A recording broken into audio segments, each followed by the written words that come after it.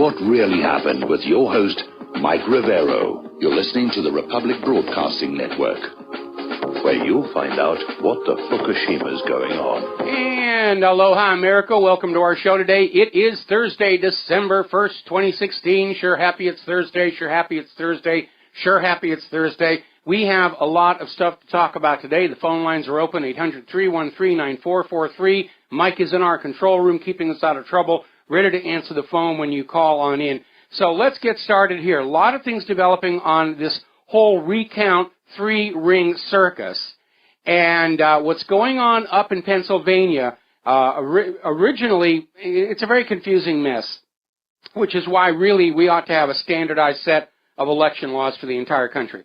But in Pennsylvania, Jill Stein had actually missed the deadline to file for the recount herself, but there was a provision in the Pennsylvania law where if they could get petitions signed in so many counties, the recount could go forward. And we don't know how much money they spent and how many people they sent up there to get these petitions signed, or even if the signatures on the petitions are actually valid or not. But Judge Bernard A. Moore has dismissed the petitions from the 78 precinct, basically saying, first of all, the petitions were filed improperly, and mostly a lack of evidence, because the justification for the demand of a recount from Jill Stein was that Russians were hacking the electronic voting machines to steal votes from her and give them to Donald Trump or whatever it is. And the judge said, we keep coming back to the fact that the Pennsylvania voting machines are not connected to the Internet. There is zero evidence of hacking, and you can't come in here with a letter from computer experts saying it might be possible. That's not sufficient. So that is now over and done with over there in Pennsylvania. Now, over in Michigan, as you know, Jill Stein demanded a hand recount, and over there they basically said the judge rejected the lawsuit to force a hand recount. Jill Stein asked for a hand recount. Michigan said, no, we'll just run them through the machine again, because they've already had a hand recount. And she wanted a hand recount to just run out the clock on this and keep Michigan from showing up at the Electoral College, and the judge said, no, it'll be a machine recount. That's only going to take a couple of days. So that aspect of the case is out of play. Now, it is expected today that Trump will file his own recount regarding the objection. Let me back up here a little bit. Donald Trump is expected to file his objection to any recount in Michigan today, which would put a 2-day hold on the process while the Board of Election, or the Bureau of Elections, takes a look at it and considers the merits about whether a recount is merited or not. So that could actually be scotched. Now, here's where it gets really interesting. There's another independent presidential candidate, Roque de la Fuente, who has requested a recount of ballots in 5 counties out in Nevada. And here's where it gets interesting. Hillary Clinton won Nevada. And Roque de la Fuente is out there saying, basically, if we're going to be counting states with narrow victories, we should be counting the states that Hillary won by narrow margins, and that's what he's going to do. So they're going to recount 5 counties.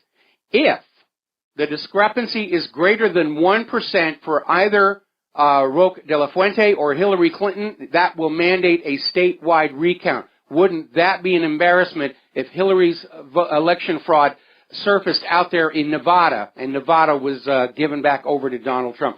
So the circus is still going on, but overall it's looking more and more like Hillary's last-ditch effort to steal the White House through the Electoral College is in serious, serious trouble, which means that Donald Trump is in a great deal of personal, physical danger, and I hope his security is drinking lots of black coffee and staying sharp on this. I hope he's wearing his Kevlar Armani. I have to tell you, I am very, very concerned about all these public appearances he's making in his thank you tour. He really should have held off doing that until after the 19th, when the Electoral College is over. because if anything happens to Donald Trump before the 19th, if he gets shot, if his airplane falls out of the sky, if a lightning bolt strikes him, then the Electoral College would be perfectly free to hand the White House to Hillary Clinton. And nobody would really have an argument against it. Now, up in Michigan, because of all this brouhaha, they're moving to pass laws, once again, requiring voter ID. And what they're doing to try and get around all these arguments that it's racist and people are risking arrest if they show up with a photo ID. Basically, the proposed law in Michigan is if you go to vote and you don't have a photo ID, you will be allowed to fill out a provisional ballot. Then you will have 10 days to prove your identity and your legal status. Otherwise, the ballot is thrown out. Now, this whole idea that voter ID laws are somehow discriminatory or racist is ridiculous. Everybody has a photo ID in this country. The issue is, are you a legal citizen eligible to vote or not? And both votefraud.org and truethevote.org have come on out and said point blank, at a minimum, 3 million non-citizens voted in this last election. And here's a statistic you need to keep in mind. 177 of Hillary Clinton's 232 electoral votes came from states that do not require ID or photo ID to vote. And all of her votes were clustered in these very tightly packed urban centers where the illegal immigrants and the refugees are hanging out and the election fraud takes place. Nobody does election fraud driving across the Great Plains. The distances are too great. They go for those cities where there's lots of people, lots of potential voters packed together. Remember what that election supervisor in New York said. They just send in a bus. They pick up a bunch of people and they take them to a precinct and they vote without ID. Then they take them to another precinct and they vote without ID. And they can vote 10, 15, 20 times in the day. And there's no check to keep them from voting more than once. I like the system they have over in the Middle East. When you vote, you dip your finger in this little bottle of dye, and the dye takes about a week to wear off. And obviously, if you've got a purple finger, you're not allowed to vote anymore. I think it's a really great system, and I think we ought to have that here.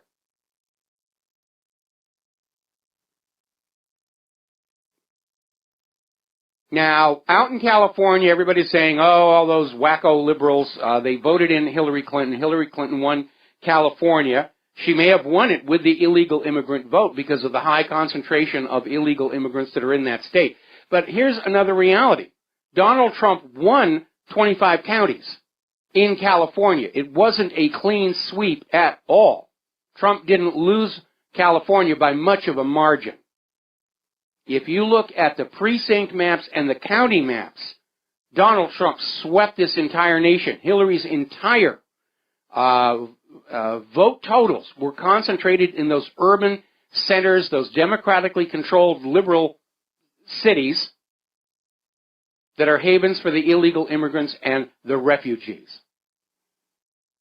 All right, we're going to take a quick phone call. Bob in Las Vegas. Aloha. Welcome to the show. What's on your mind? Oh, and before we do that, though, I got to do a shout-out to our on-air affiliates who are just now rejoining our network. We're talking about politics. Bob, what's on your mind? Hi, Mike. I just had a few questions, but first, speaking on behalf of my liberal friends, I don't like that purple dye idea. It's kind of icky, isn't it? Well, what color would you like? We could do yellow, we could do green, we could do blue. Let me check with them and I'll get back with you tomorrow, okay? Okay. Well, actually, liberals hate anything that prevents them from engaging in massive voter fraud. I actually have no liberal friends. Unfortunately, I do have some family members who are liberals, but I never speak with them. Okay. Kind of like that crazy aunt that you basically, compared with Hillary. Yes. Yesterday, John from Barbados mentioned Trey Gowdy for Attorney General. Trump has already nominated Sessions for that position. Yes. Secondly, yesterday you mentioned David Petraeus. Basically, you said he had, I don't want to put words in your mouth, that he had the stuff to be Secretary of State. No, what I said is he's got experience dealing with foreign countries that Mitt Romney certainly does not. And that's why I think Petraeus would be definitely a better choice. And I'm looking at what Donald Trump is doing with his appointments, and everybody's complaining, oh, he's getting some of the old guard in there, he's getting these other weirdo, wacko people. Donald Trump's appointments are very easy to understand when you realize he's not picking people because of their ideology. He's going for competency. He's picking people who are smarter than himself in these areas of concern. And that really is a very good, very business-like way to do it. In fact, I remember the founder of Texas Instruments was asked in an interview what was the secret of the spectacular early success of the company. And the CEO said, it's really simple. I hire people who are smarter than I am. Right. No, but I don't question Petraeus's experience and knowledge. I question his judgment, because this is the same man that called for the U.S. to ally with Al-Qaeda in Syria. So that's not the kind of person I would want to see as Secretary of State. Yeah, but don't forget, hold it, this allying with Al-Qaeda was a U.S. policy. We're only just now finding that out, and it came all the way down from the White House itself, with Obama and Hillary Clinton were smuggling weapons to ISIS and Al-Qaeda in Syria. We had that document dumped from WikiLeaks showing that the CIA created ISIS to be a controlled proxy. Al-Qaeda is very much the same. We know Al-Qaeda is a fake because of the name. Al-Qaeda literally means the base in Arabic, but in Arabic slang it means a toilet. So you know this was all made up by somebody not really that familiar with the Arab culture. Right. David, is it wise? I'm just saying, is it wise for Petraeus to make such a public statement and call for the U.S. to ally with Al-Qaeda in this plan to get mission to get Assad out of office? We should just align. I mean, they did create these people, but these people are crazy, though. They are insane, these bodies. Petraeus may have been tapped to put out the trial balloon to see if the American people would go along with it.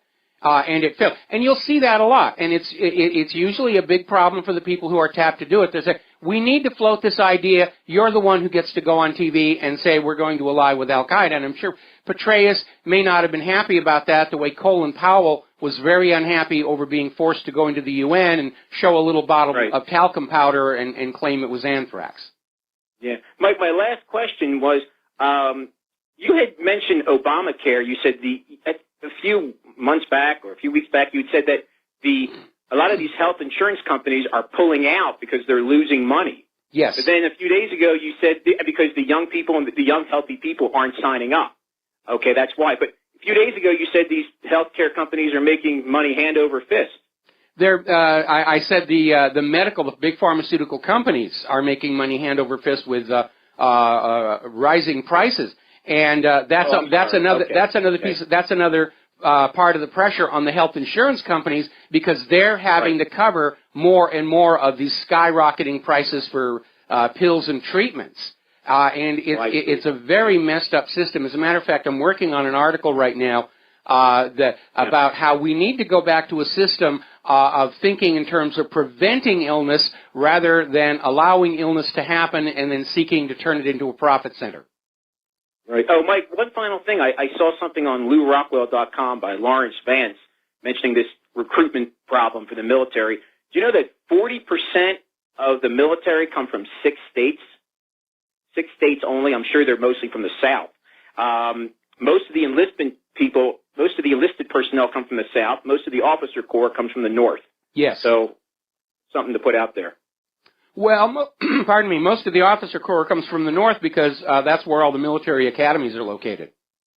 Right, but it just seems like these poor Southern, boys from the rural areas, the hicks that the North likes to refer to them as, are the ones who are really doing the dying. Yeah, they're the bullet catchers. Have contempt for. Yeah, right, they have people the North, the elite have contempt for. They're the ones who are dying in these stupid wars. Well, remember what Henry Kissinger said about military men? They're just dumb, stupid pawns to be spent in foreign policy. That really is the attitude.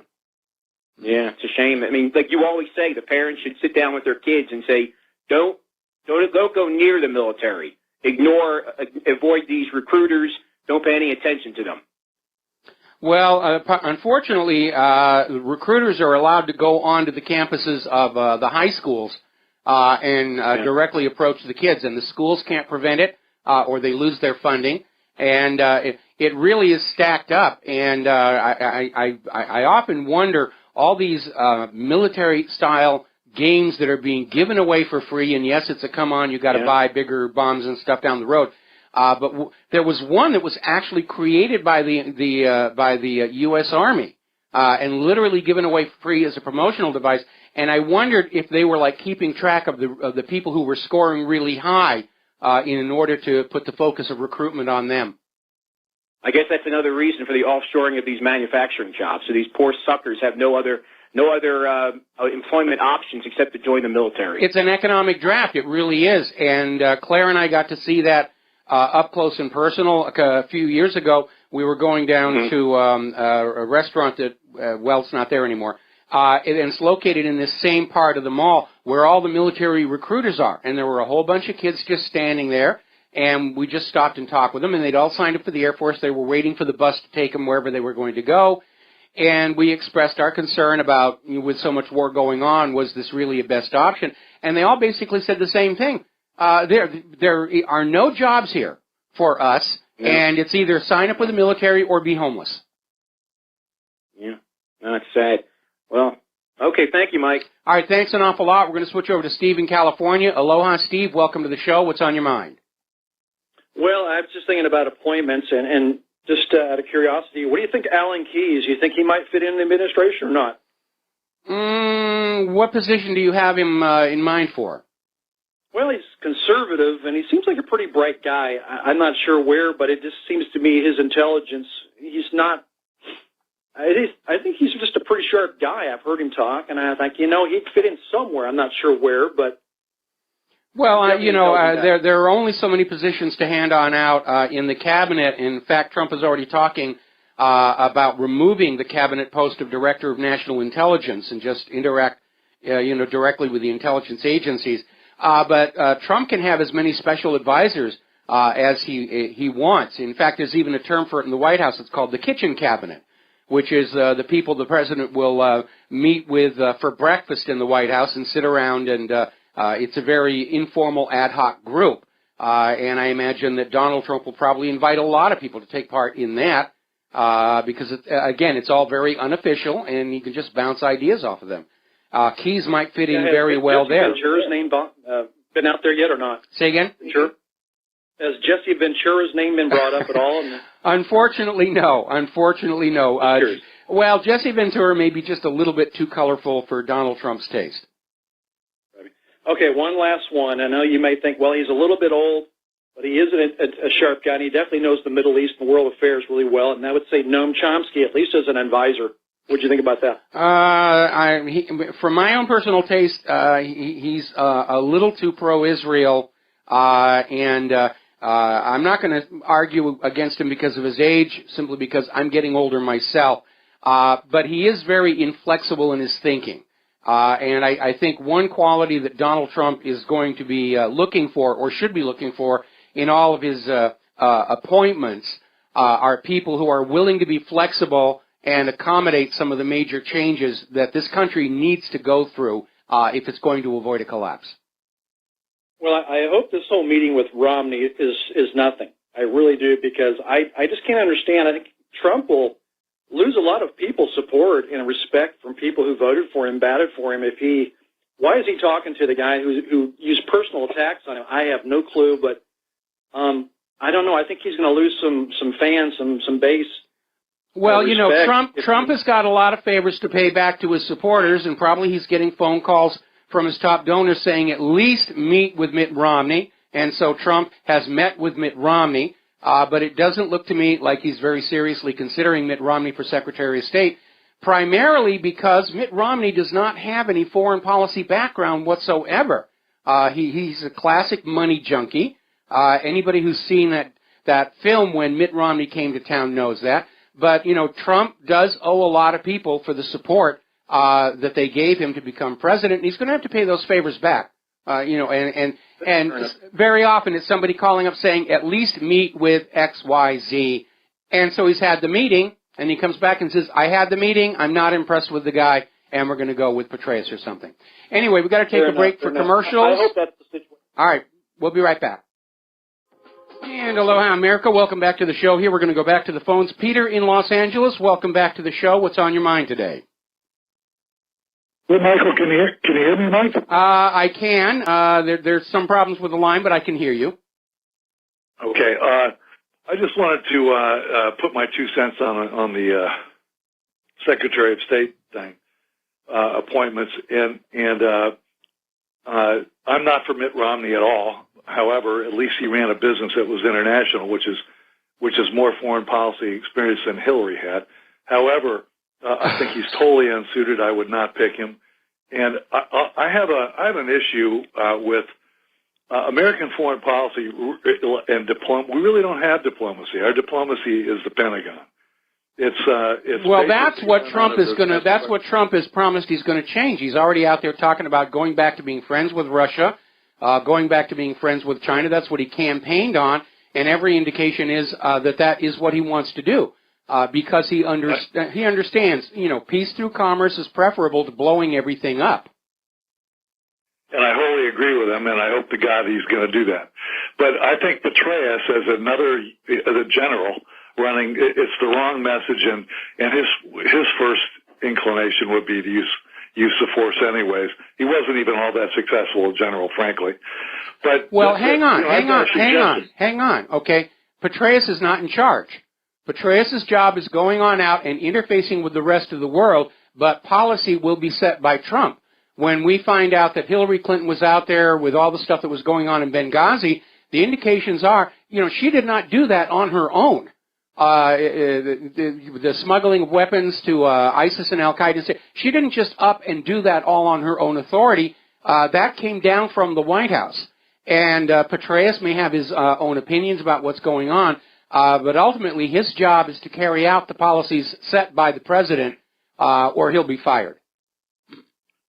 Mike, I have a suggestion I would love to see. I know it will never happen, but for Secretary of State, I'd like to see either Mearsheimer or Walt, the guys the realist school of American foreign policy that wrote the book on the Israeli lobby and American foreign policy. I would love to see one of those guys appointed as the Secretary of State. That would have been a good choice. I was actually rooting for Tulsi Gabbard from right here in Hawaii because she's very pro-peace.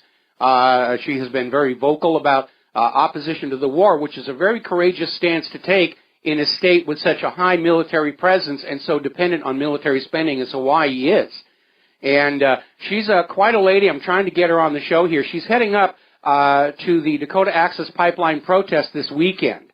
So, I mean, she's out there being an activist, and, I've never met her, but already I have a lot of respect for her. How about, and I do too, I think of all the people actually been mentioned, she was the best. How about Cynthia McKinney? Would love to see. Great too. I would love to see Cynthia McKinney have some kind of a position. I was kind of hoping that Trump might convince Ron Paul to come out of retirement and make him Secretary of the Treasury. But again, when we're looking at Donald Trump's appointments, this is where a lot of the favors that he owes to his supporters for this campaign get paid back. So we're not going to agree with all of his appointments. I certainly don't. But he does owe a lot of people, and he's got to make good on those promises. I'm with you, Mike. All right, thanks, guys. All right, thanks an awful lot. We're going to let you go here.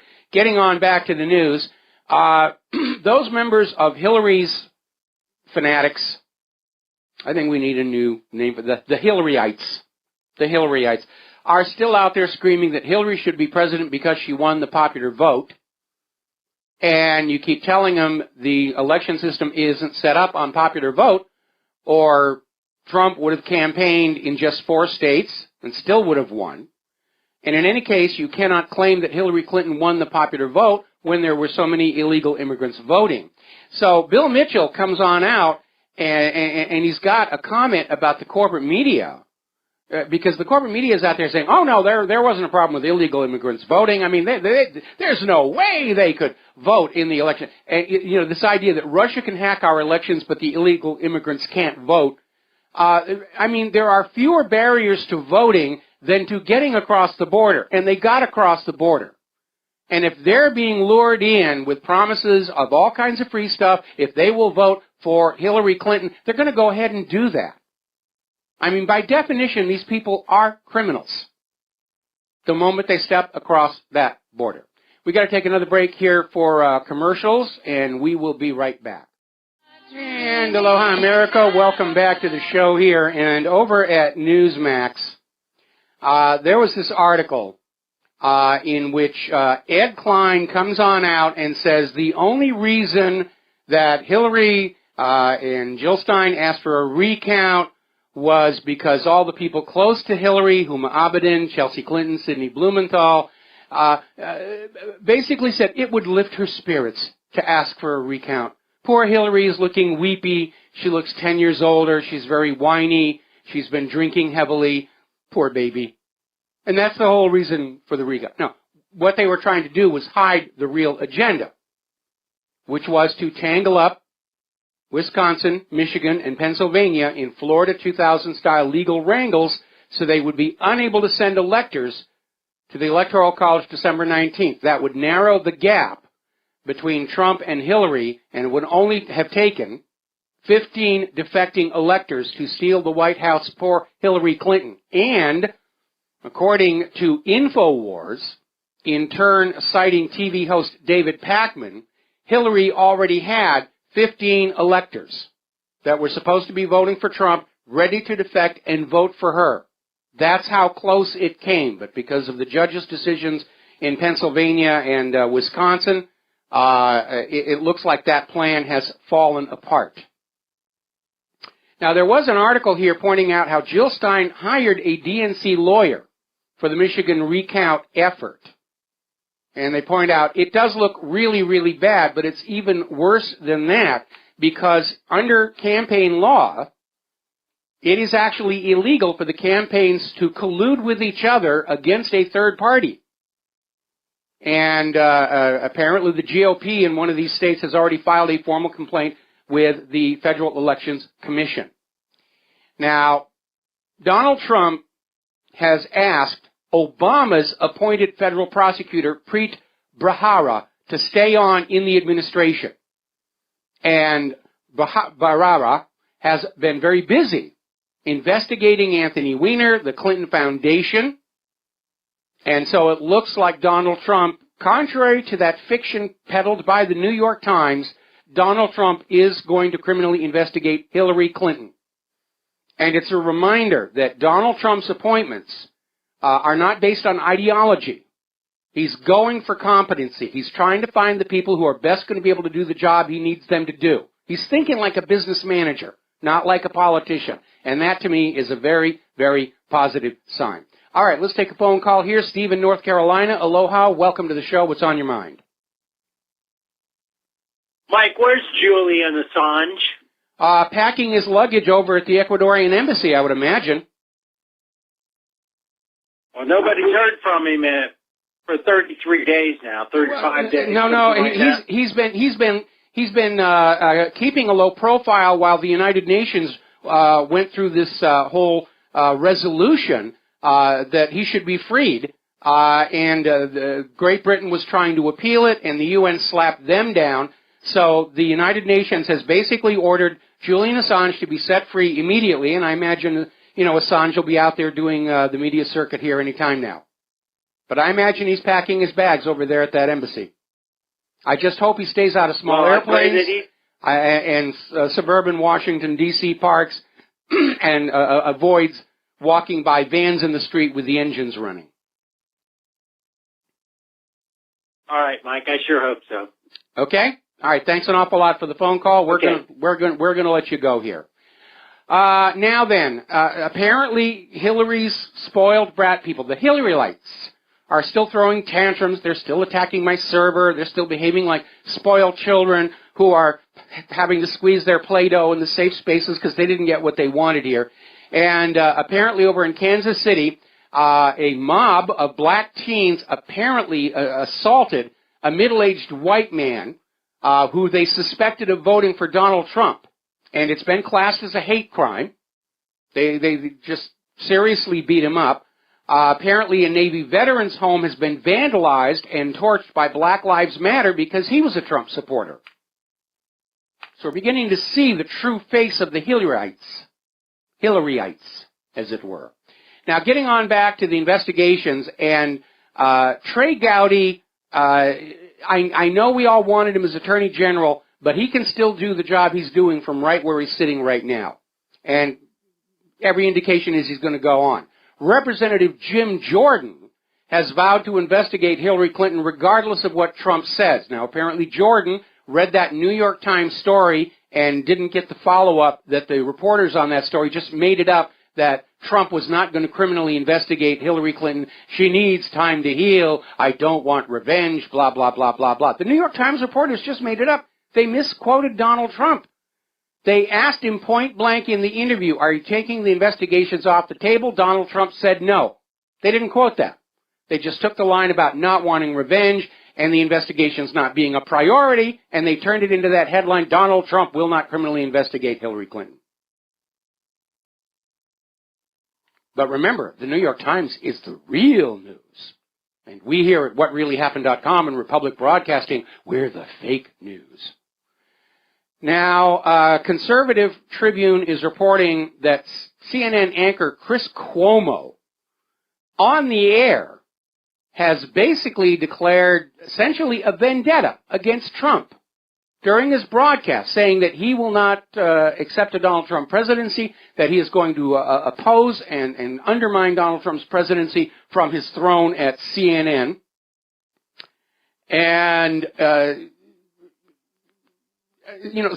Donald Trump was right. We had that quote yesterday where Trump is saying CNN has gotten worse ever since Trump won the election. And CNN is now on the attack against the independent media. And for some reason, they have a real burr under the saddle when it comes to Alex Jones, who they're describing now as a Sandy Hook 9/11 conspiracy theorist, and they're linking Donald Trump to him in an effort to try and tarnish him, not realizing that most Americans now understand that the official story for 9/11 is bogus.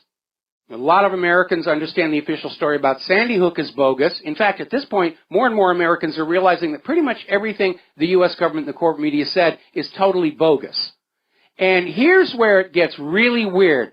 There's a YouTube video out, we linked to it, in which CNN is trying to claim that Alex Jones is a leader of the KKK.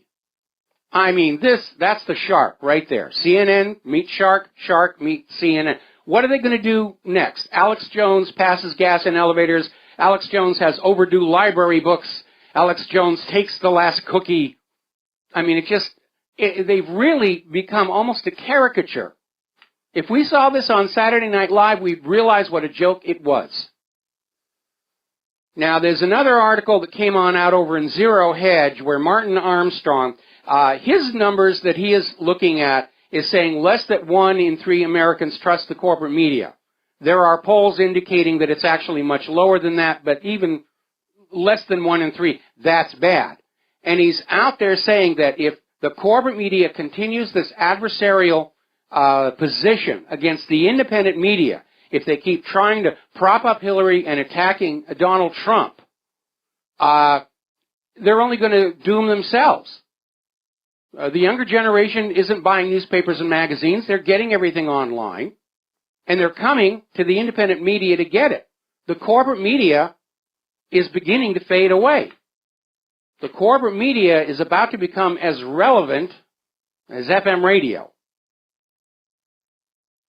Now, turning over to the war zones, there's a lot going on. It's still not getting what I would consider adequate coverage on the corporate TV news. The main road into eastern Aleppo, Costello Road, is now in the hands of the Syrian forces, which means they can get humanitarian supplies in there. Putin can get his mobile hospitals into there. The civilians who want to leave eastern Aleppo can get out if they can dodge the bullets being fired by those U.S.-backed terrorists. But very clearly, the momentum has shifted. Syria and Russia have the initiative. And it's only a matter of time. We're now hearing that Moscow is actually in secret negotiations with the Syrian opposition to stop the fighting in Aleppo. And I'm sure what Putin is basically saying is, look, you're going to lose. You can quit now, and a lot more of you will still be alive than if you fight this out to its foregone conclusion. And apparently he is finding a receptive audience over there in the Syrian opposition. We are now seeing a story that also came out of the Duran.com, where Russia is negotiating with Turkey for the surrender of jihadis in East Aleppo. So all of a sudden, things are evening out between Russia and Turkey. Now, remember earlier in the week, Erdogan was out there saying that the aim of Turkey's forces in Syria was to take out Bashar al-Assad, which provoked a tremendous response from Russia, a demand for an explanation. And just yesterday I said, in reading the transcript, the translated transcript of his speech, I got the impression that Erdogan was just mouthing off and not thinking about what he was really saying. But today, Erdogan has now clarified that in reality, Turkey's military are in Syria only to target the terrorists, and no, they are not out there to topple Syria's President Bashar al-Assad. So I did predict yesterday he was going to back down, and he just did. Now, Putin has given the State of the Nation speech, Russia's equivalent of the State of the Union, and reiterated that Russia does not want to have conflict with anyone, but they will act to protect their interests. They don't want enemies. What they want, what they need, are more friends. And he made a special shout-out to the incoming administration of Donald Trump to say, we're going to work with you and partner with you to fight terrorism, most of which I expect will vanish once Obama is out of office. So it's all moving in a good direction. Interestingly enough, Egypt is starting to make noises about getting a little more involved in Syria on the side of Assad. And normally Egypt has a policy very much like that of Iran. They don't like to get involved with other countries. They don't attack other countries. Israel has attacked them a couple of times, but that's basically it. But all of a sudden, Egypt is starting to deploy jets and cargo planes to the province of Hama. And they're providing transport planes to help the Syrian army to redeploy cargo and personnel. So Egypt is coming on in kind of a support mode, but it's certainly going to work to Assad's advantage in bringing this whole attempted overthrow by the U.S. to an end. Now, a lot of people were very, very upset over Ukraine planning missile tests. They'd issued NOTAM saying that they were going to be firing rockets over Crimea. Everybody was concerned about that, the possibility that one of these rockets could malfunction and come down on Crimea. Well, Ukraine has backed down on that one, and they have now said their two-day missile drill starting today will be shifted away from the airspace over Crimea. They're just going to fly them over the Black Sea.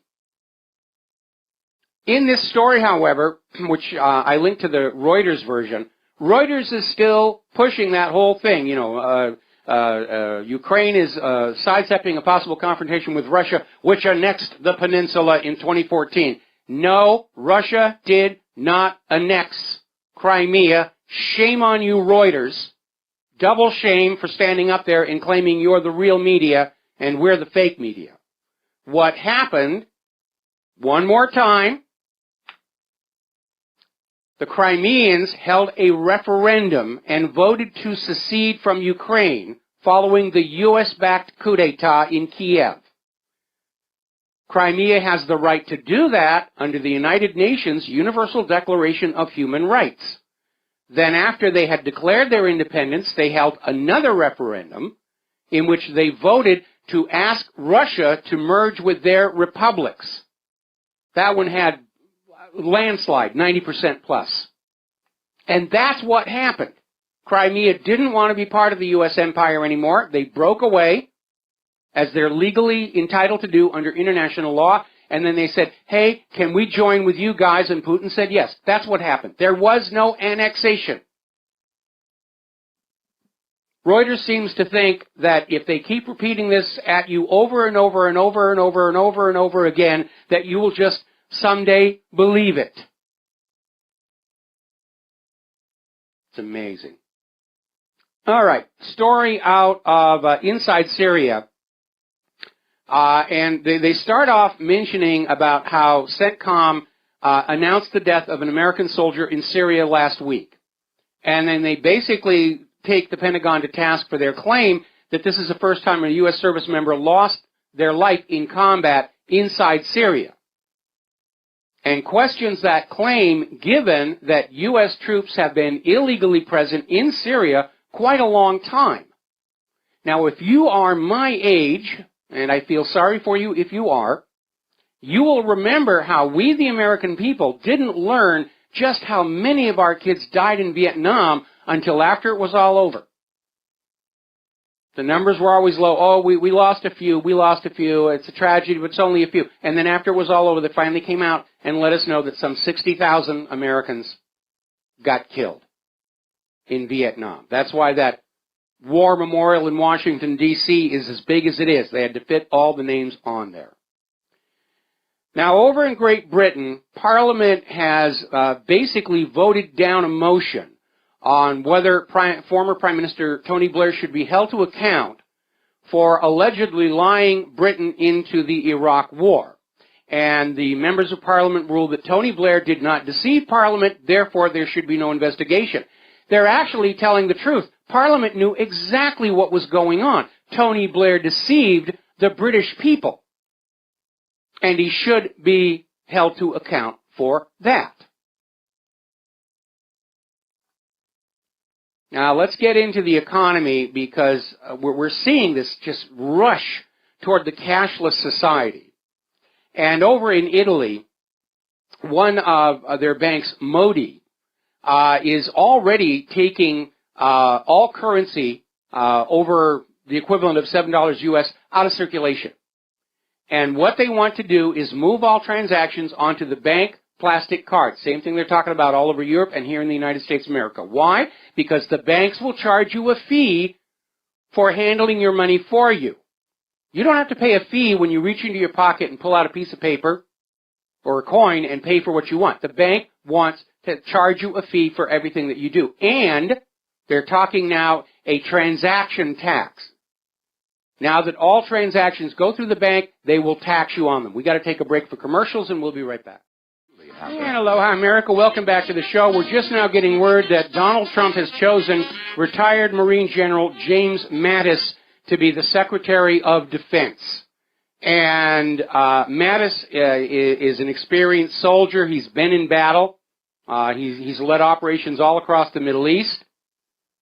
And I think that's a good thing, having somebody who knows what war is really like, what the horror of it is really like, being in charge. I think it's going to be a good thing. Remember what a disaster Donald Aspartame is good for you Rumsfeld was under George W. Bush? All right, let's go to the phones here. John in Barbados, aloha. Welcome to the show. What's on your mind? Aloha, Michael. I think people misunderstood my statements about Trey Gowdy. Yes, I did support him for the Attorney General, and I said that if Donald Trump picked him, he would go some way to convince me that he was real. But, however, I also said at the end of that communication that I would have rather see Trey Gowdy left in the Congress as the attack dog because he's doing such a great job there. So, you know, I think people misunderstand what I was trying to say. Well, but there again, that's... Yeah, you know, that's water under the bridge at this point, and now we just move forward and look at what's going on. Obviously, with the judges' decisions in Pennsylvania and Wisconsin, this ploy to steal the White House at the Electoral College seems to be in serious trouble. And but again, it's too soon for the hats and confetti, because it is very obvious that Hillary and her people, the Hillaryites, are going to do whatever it takes to get that White House. And that's why right now I feel that Donald Trump is in, he's in grave danger. And I hope his security is really, really keeping an eye on him. And I hope Trump is wearing his Kevlar Armani, because I would say it's probably an even money bet that somewhere between now and the 19th of December there will be an attempt on him. Well, I'm General Mattis now. This is the general that didn't know where the Afghan-Pakistan border was, and my friend in Australia offered to send him his GPS to show him where it was when General Mattis was in charge and those 26 Pakistani soldiers were killed. So I'm not convinced about General Mattis, but okay, we'll see how he does. Most of the time I'm reserving judgment until I see Donald Trump actually in the White House, because I think there's still some hurdles to cross, notwithstanding, assassination attempts and okay, this John, we're almost out of time. I want to ask you a question. When you first arrived in Barbados, did you know where all the major roads were? Absolutely not, but with GPS it's easy. Okay, but the thing is, GPS, Mattis and the fog of war and everything, I don't think that one incident really, it feels like, everybody can make a goof, and I don't think we need to make a big deal out of it. Anyway, listen, we got to let you go, do a break for station identification. Got more callers waiting on the line, and we'll be right back. Aloha, America. Welcome back to our show, hour number 2, and we're going to go right to the telephones. Mo in Florida, aloha. Welcome to the show. What's on your mind? Thank you, Michael. I appreciate you taking my call. I have a observation or something that happened to me, and a quick question, and I'll hang up or whatever and get your response. And I get a lot of callers. I got banned from my first website from CNBC a couple weeks ago when I called John Harwood a prostitute. And they banned me from that stupid website, which I was very proud of. But I started thinking with this prop list, which I was very grateful. I mean, it gave me some good hits. What do you think of somehow getting everybody together, some kind of forum with everybody that's on that list, and taking their top sponsors and boycotting them for like a certain amount of time? I think that would be a very good thing to do. I think that would be an absolutely excellent idea. If somebody, I mean, the corporate media is sensitive to their advertisers. That's why certain stories get killed. I mean, look what Monsanto did out in California during Prop 37. They literally went around to every TV station and every newspaper and said, if you do not editorialize against GMO labeling, we will cancel all of our ad contracts with you. And it worked. How many people do you think of those 100 websites, whatever? I mean, that could be over 1 million people, I'm sure, right? You mean on the list that was on Prop or Not?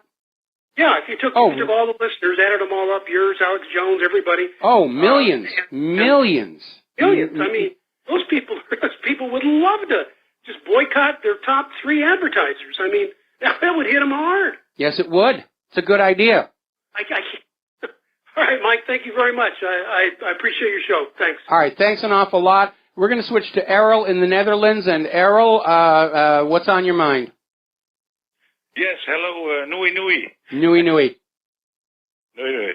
I just want to say Donald Trump has not been even in the office. And people are saying, oh, you are going to get some Goldman Sachs in there and this and that. You are the same. No. What I want to say to the people that have selected Donald Trump is this. You need to work with these people. This is the system that we are in now. They need to work. We need to do business. It's like, I can give you an example. A junkie can never go from one day to the other day and be clean. So we need to work together. We need to make intelligent decisions and work together to do business with each other. And when I see that on CNN or NSBC or whatever, and all the people that are saying in the forums and in the blogs, yes, you see, he's the same, he's a Zionist and everything. I'm like, he had not ever get a chance. Well, Errol, let me clarify something for you. Let me clarify something for you that you need to keep in mind. A lot of the people that are posting in those blogs and forums are paid to do that.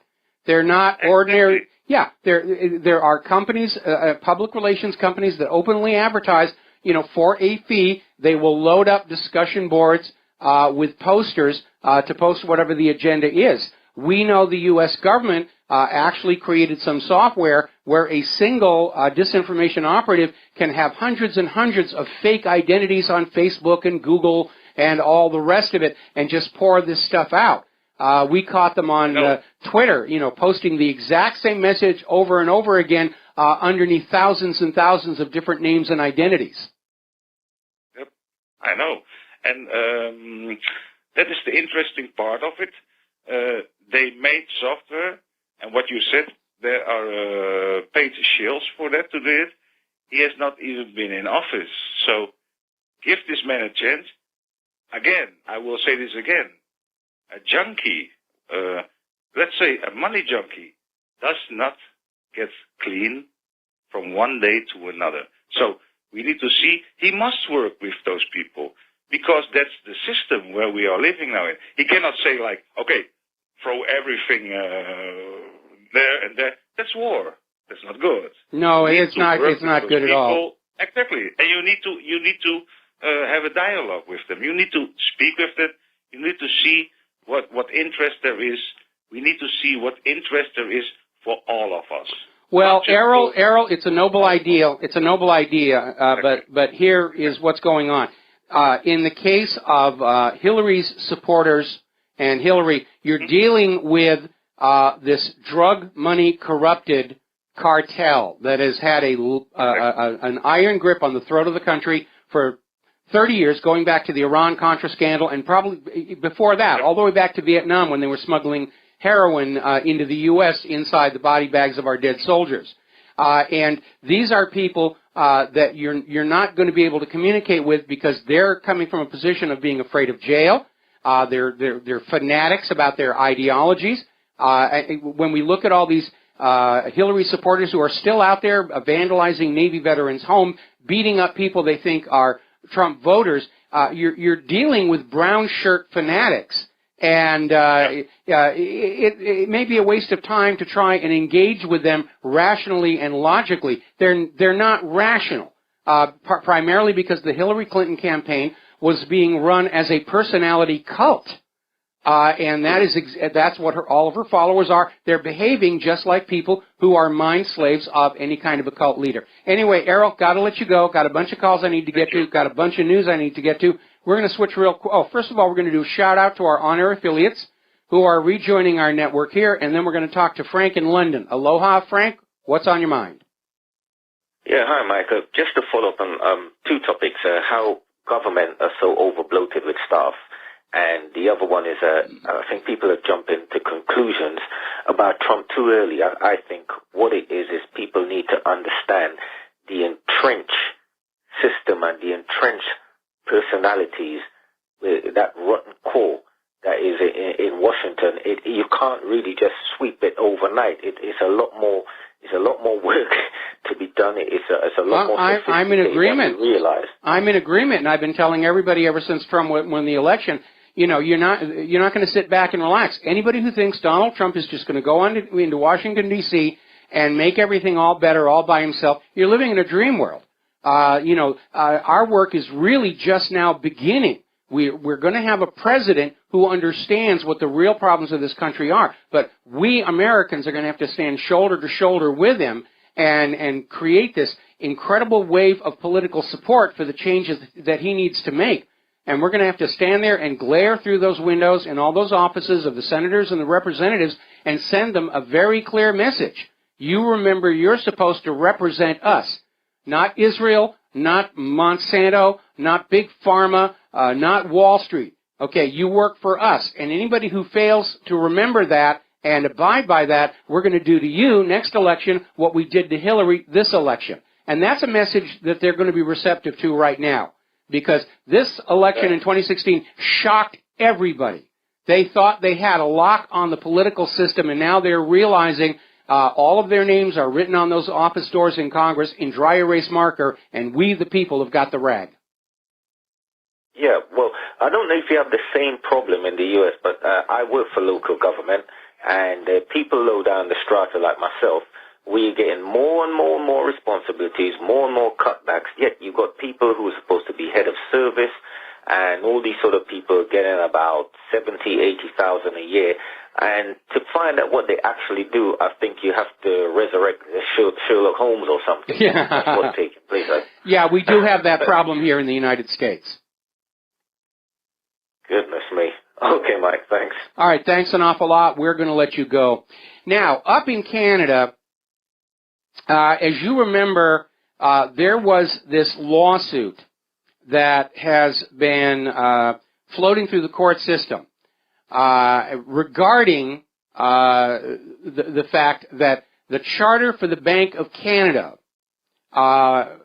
mandated the providing of interest-free loans to the Canadian government for infrastructure, and how the Canadian government a while back just changed the rules and started borrowing their money from private banks at interest and sticking the Canadian people with those interest payments. Basically, there's a new lawsuit now that wants to restore the power for the Bank of Canada to create sovereign money, the system that we started with, because the Bank of Canada is technically owned by the people of Canada. It's not a privately owned central bank. It functions like a central bank, loaning the public currency into circulation, and they want to get back to a model of where the public currency is managed as a public utility. So they're forcing through on that, and the government of Canada, of course, is trying to keep the Canadian people from understanding any of this stuff going on. Back when we were talking about the Comer lawsuit, which was to once again have infrastructure loans interest-free from the Bank of Canada to the government, that one, the Canadian media were told, you won't report this. And anybody who was posting any stories about it outside of Canada, their URLs were being blocked at the Canadian border. These private central bankers love their scam, and they're afraid. They're just as afraid of losing what they've got as the corporate media and the narcocracy. Now, there's a very alarming trend out there. If you watch a lot of TV, you've probably been seeing a lot of car commercials, and the prices are just amazing. If anybody actually had money, it would be a great time to be buying cars. But, of course, they don't want to sell you a car for cash. What they want is to come in and either get you on a lease payment or a bank loan, because that's the real value of the product being sold, is not the product itself, but the debt it creates. You'd be amazed how little the physical car itself actually costs to manufacture. But the goal is to get you to take out another loan to keep you a slave to the banks here. But like everything else with our economy, it's all a Ponzi scheme. It's all a pyramid, and the pyramid is crumbling. Right now, 6 million Americans have stopped paying their car loans. Wall Street's calling it a significant concern. And one of the reasons it's a significant concern is they went through the same stupid mistake with car loans that they did with real estate back in 2008, the subprime. They had subprime car loans. They were getting them on out there. Same mistakes they made with the breaking the securitization chain. Those who were making the loans didn't care if they were going to be repaid because the loans were bundled up and sold off as investment devices. They never learn from their mistakes, because every time one of these mistakes blows up, they don't pay for it. You do. And now we're looking at another one. Same thing with the student loans, but there may be a bit of a break on that. According to a story coming out of Post News, the U.S. is going to forgive at least $108 billion in student debt in the coming years. And that would be a really good thing. And it's inevitable they're going to have to do that. Because college, like the cars, like everything else, stopped being about the product and all about getting people further into debt. You go to college today, you're going to be indoctrinated with all the things the liberals want you to believe, and you don't learn any skills. Remember that story we ran a couple of weeks ago, that evaluating our millennial generation in terms of actually being able to find work in this modern technological age, they declared the U.S. millennial generation virtually useless. They're really good at going on out there and working for political campaigns and stuff, but they don't really have a lot of skills. It was all about plunging them onto that debt hook. Now, GoPro is talking about having to cut jobs and shutting down some of their services. GoPro is that little tiny action sports camera. They're very, very, very popular, and they're actually very, very good devices. But they did a big investment on an aircraft to carry the cameras called the Karma, and apparently it has been crashed. It's actually a drone. Apparently there have been a lot of crashes. They've had to recall this, and as a result, they're in a little bit of trouble. Now, there was an article that came on out over at SBNation.com, a eulogy for Radio Shack, the panicked and half-dead retail empire. And it's written by a former Radio Shack employee talking about how as Radio Shack got into more and more trouble, the conditions for the workers got worse and worse. They point out how Radio Shack, in order to beat Black Friday, was actually open Thanksgiving Day, and the employees didn't have a choice to opt out on that. And I know that a lot of the stuff was going on because before the Radio Shack at the bottom of the hill closed down, I was friends with a lot of people in there, and they were saying the same thing. It was not a good place to work. It stopped being a good place to shop, and they got into trouble. And where Radio Shack made its strategic mistake, and I've commented on this before, Radio Shack built its success by focusing on a customer base of electronics hobbyists, people who wanted to build things, people who were into ham radio or CB radio or any of that stuff. And you needed the bits and parts and the antennas and the rotators and all that stuff. Everybody knew Radio Shack was where you were going to go. And they were very, very successful. I used to love Radio Shack. And then a few years ago, they decided to change their business model. And they abandoned their original customer base of electronics hobbyists.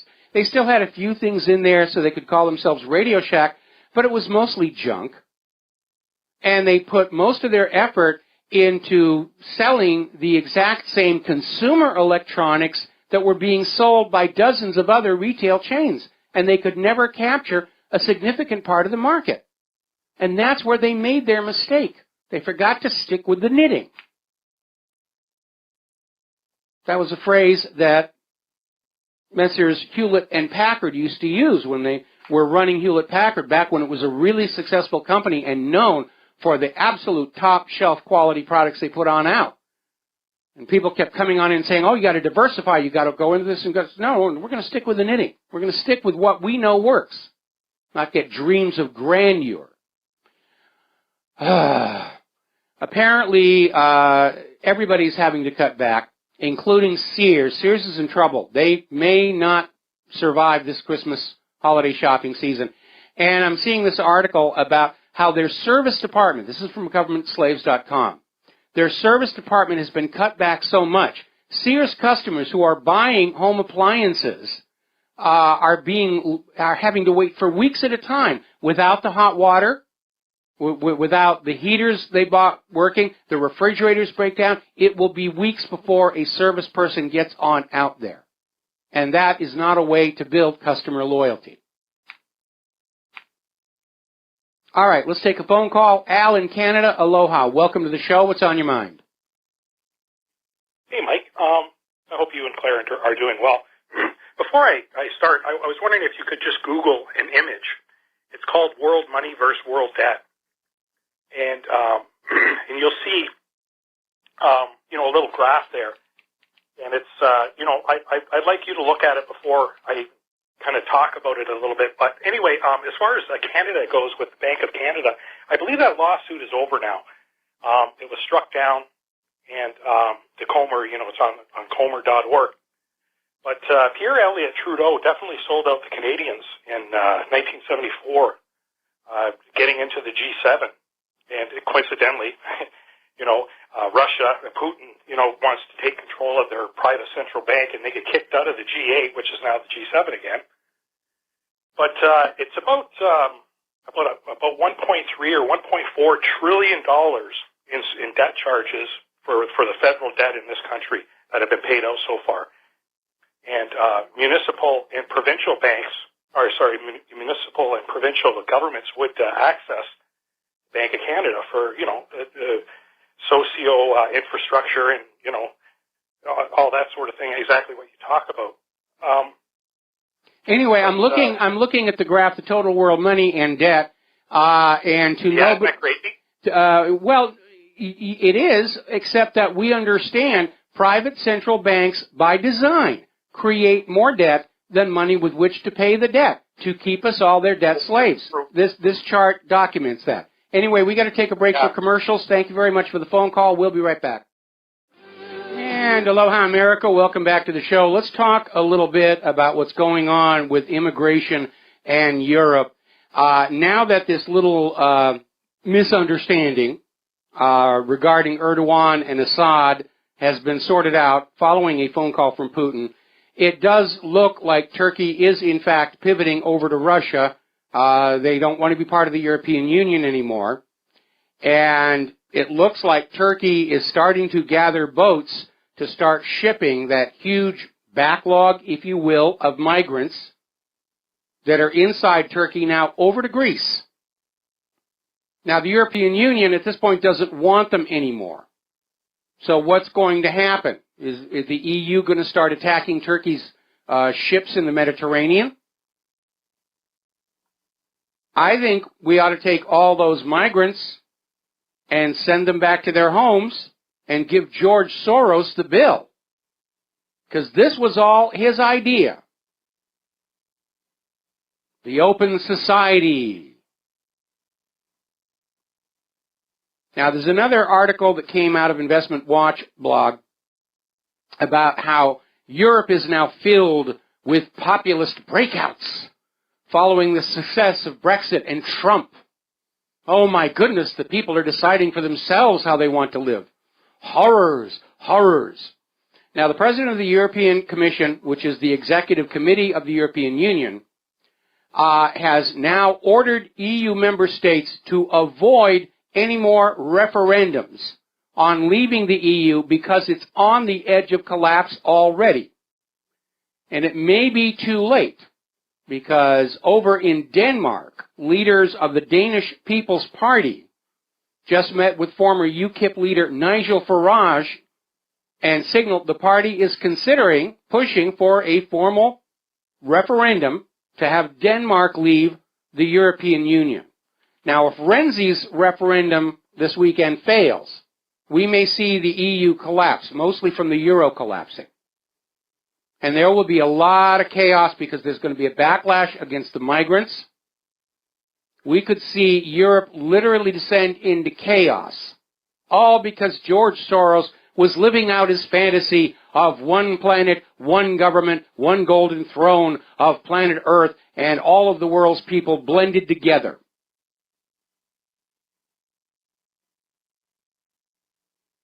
Now, turning to situations here in the United States, as I mentioned before, Hawaii's Representative Tulsi Gabbard is heading to the Dakota Access Pipeline protest at Standing Rock. And apparently there are some 2,000 veterans are expected to show up and basically plant themselves between the protesters and the police in order to discourage the police and the private security guards from engaging in violent behavior against the protesters. And hopefully that will calm things down. But as of the last word, despite threats to sue people bringing in food and water, threats of a forced eviction, all of the rest of it, the protesters are vowing they will stay put. Because this is their home. And they're standing up to the corporations because it isn't just their water supply that's at risk if that pipeline breaks. That water flows into 4 other states that could be contaminated if there were a major break and leak. Oh, and by the way, the federal government has just approved yet another pipeline called Nexus that's going to go through Ohio.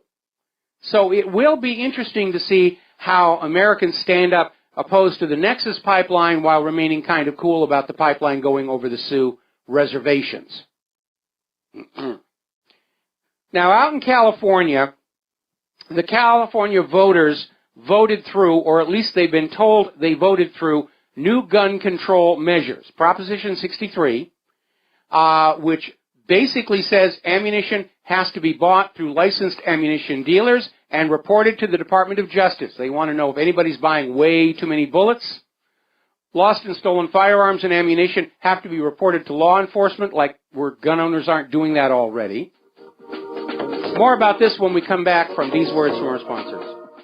Aloha, America. Welcome back to the show here, and we're talking about California voters approved a new, rather strict gun measure, or the California voters have been told they've approved this new strict gun control measure, Proposition 63, where ammunition has to be sold by licensed ammunition dealers, and all ammunition sales are reported to the Department of Justice.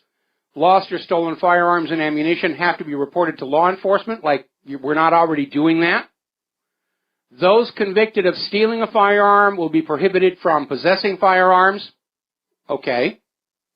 And basically procedures will be established for laws prohibiting firearm possession by felons and violent criminals. I thought that already existed. And the Department of Justice will need to provide information about prohibited people to the Federal National Instant Criminal Background Check System. California just fell off my places to move to list. And what's going to happen here, this is going to inconvenience law-abiding gun owners only. What they have just done is made ammunition another smuggler product to be brought across the border along with all of those illegal drugs. Anybody can get a gun in California. All you got to do is go down to Mexico, join the Sinaloa cartel, and the U.S. government will give you a military-style weapon. All right, let's take a phone call. Jeff in Toronto, aloha. Welcome to the show. What's on your mind? Hey, Mike. How are you? Doing fine. I was just calling because I read an article earlier today regarding a comment you were making earlier about the Bank of Canada lawsuit that was going on. And that lawsuit 100% has not gone through yet. It's going to court on the 7th of December in Toronto here. Yeah, that's what I thought. This was not the Comer lawsuit. Yeah. This is a new one. Yeah, that's right. And it's going to court in a few days, or less than a week. So I just wanted to call to confirm that, to let people know. I mean, it's really important just because people don't seem to understand, a lot of your listeners would, but most people don't seem to understand that the greatest contributor to the national debt is interest on the debt, and that comes from central banks getting money and from interest. And so when you can't afford social programs or the government's need of money, it's because the fact that all this compound interest that they're paying and they can't afford it anymore. So that's where these problems are arising from. I mean, politicians are oftentimes blaming social programs or entitlement programs for the fact that they're insolvent, when that's not true. A lot of these programs are solvent, but they're just being rated to pay for various other things. But the truth of the matter is the largest contributor to the debt is actually interest on it, and the whole thing's basically a huge scam. So it is a scam, and they've been playing it for about 300 years now. Yeah. And the reality is, if there wasn't interest on our national debt, then just on the taxes paid since Vietnam, we would have paid off the national debt completely. But we never pay down the principal. We're always making payments on the interest only, and Congress goes along with it because Wall Street and the Federal Reserve and that whole financial scam industry are very, very generous donors to various political campaigns. Yeah, and one of the things that separates the Canadian bank from other ones is that actually the Central Bank of Canada is actually a public bank. It's not a privately run bank like the Federal Reserve. So, and they have ignored their charter, which stipulates that the government has the possibility, if they wanted to borrow money at interest-free for large projects or infrastructure projects. But as you said, a lot of these politicians are corrupted, And that's why they're not lifting a finger, and they're actually opposing this lawsuit, whereas the morality would suggest that you would actually help this along to help the people out. So they're not interested in helping the people out. They're interested in lining their own pocket. That's what they're doing. Exactly right. Yep. So I just wanted to call you, that lawsuit has not gone ahead. It's going ahead on the 7th of December. So I wanted to call and clarify that for you. All right. Well, thanks an awful lot. Yeah, and I didn't really have much else to add. Love your show, and take care of yourself. All right. I certainly will. Thank you very much. We're going to let you go here. Now then, I just had a story come across the desk. Apparently, the House of Representatives has passed a new bill aimed at thwarting Russia's influence over people and governments. They want to tackle political interference by Russia on a global scale because, gosh darn it, that's our job here in the United States of America. We're supposed to be interfering in other countries. We're supposed to be overthrowing other governments. We're supposed to be propagandizing the world. No, Russia's trying to cut in on our action here.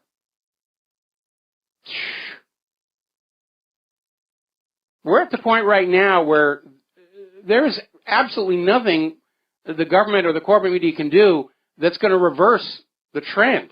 Everything they do just makes it more obvious they're in trouble. They know they're in trouble. They're panicking. It's amazing. All righty. Now then, a lot of interesting things going on in the world right now. Apparently, that Colombian plane crash, there actually was one survivor, amazingly enough. And the story now is it looks like a very tragic case of pilot error because the plane had a limited fuel range, and the pilot did radio that the plane had run out of fuel just before it crashed. And the story I'm getting now is that the plane was scheduled to make a fuel stop at an airport, and for whatever reason, the pilot decided he didn't need to do it, and he guessed wrong. Just amazing. As you know, major tornadoes here in the southern part of the United States, 5 dead, a lot of homes damaged, mobile homes in trees and power outages, which, yeah, we get that. That the United States is the tornado capital of the world because of the confluence of the warm water in the Gulf of Mexico, the cold air coming down from the north, caroming off the Rockies and hitting that warm flow from the Gulf at cross angles. And that's why we have so many tornadoes in this country. And and as a matter of fact, I just got a notification on my cell phone. We're under a flash flood watch here in Hawaii. We got a lot of rain coming down on us as well.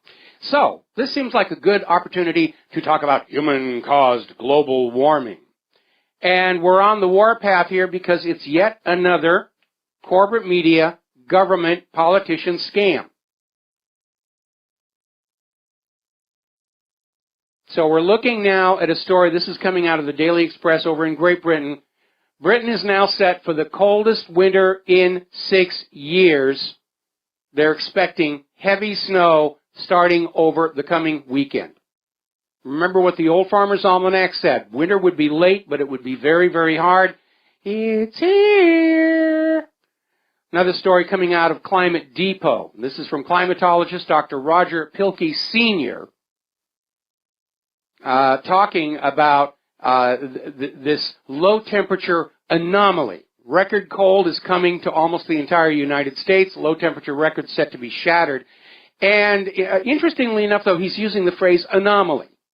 It's anomalous, like we're supposed to ignore the record cold while we go about our worship of St. Al of the Gore and his first church of human-caused global warming. It's amazing here. But they found a new villain. Used to be the polar vortex, and then it was the ocean and all the rest of it. And now, it's all Alaska's fault. There's a frigid air mass building in Alaska that is poised to spill into the lower 48 next week. And they're already saying it's already the coldest in the last 2 years up there in Alaska. And it's going to be coming down. That Polar Express is coming on down here, but don't you let all that snow and ice, cause you to doubt global warming, because When the government and all the corporate media says humans are warming the earth, you will believe, because they are the real media. And those of us who are saying, look out the window at all the snow and ice, we're now the fake media. And wake this up. All right, there we are. Now, NASA, which stands for Never a Straight Answer, has done something uncharacteristically valid and accurate. Because, as you know, the global warming people have been trying to say it's getting warmer, it's all the fault of humans. NASA, looking at satellite measurements, is now saying that the corporatized, politicized science has gotten the issue totally wrong. And what they're saying is the only heat that they're detecting going into the atmosphere is the result of one of the strongest El Nino systems we have seen in decades. Now, El Nino is not caused by human activity. The Carbonazis have claimed it is, but I linked to an article I wrote on this very subject a while ago, because if you look at the thermographs of El Nino, it emerges as a point source from the Pacific Ocean north of New Zealand. You go back and you look at all the historical maps of El Nino, it all begins there. If it were human activity, the heat would be generated all over the land masses. El Nino starts as a point source, and as the current flows to the east, it spreads out. It blends with the other ocean, and it brings all this warming to the west coast of the Americas. When you take those maps of El Nino and that point source, and you place them over maps of the floor of the ocean, you see that El Nino is coming out of an area that has hundreds of volcanoes in it. Now, not every volcano is active, but the reality is nobody knows how many active volcanoes and thermal vents there are on the floor of the world's oceans. Which is why all this nonsense about humans are contributing so much warming to the ocean, it was completely nonsense from the beginning. Because if you don't know how much heat is being poured into the oceans from geothermal events, you can't subtract it out. And if you can't correct for that source of heat, then any claims about how much human activity is warming the ocean is what we like to call a swag, meaning a scientific wild-ass guess, for which these people were being paid huge amounts of money. But El Nino is a geothermal event. If NASA or NOAA were really being honest about all of this, it would be time to run a survey of the floor of the Pacific in that area, looking for active volcanoes, or if you can't get down to the actual bottom, just map the thermal plumes coming up from the bottom, or look for those floating rafts of pumice that very often show up on the surface of the ocean from undersea volcanoes. Now, another one of the cherished items of the global warming cult was this idea that the warming of the Arctic is going to release more methane and carbon dioxide, accelerating the process. It'll be runaway out of control. And as it turns out, researchers at the San Diego State University have discovered something very unusual is going on in the Arctic. Because they found the methane and carbon dioxide release is actually highest during the cold season. Warming the permafrost does not increase the flow of methane and carbon dioxide. They're not even really sure what's going on. Now, one possibility might be that as temperatures drop, various life forms have to expend more metabolic energy to maintain their body temperatures. They're breathing harder, they're eating more, and they release those gases in greater volume. That's one possible avenue of investigation.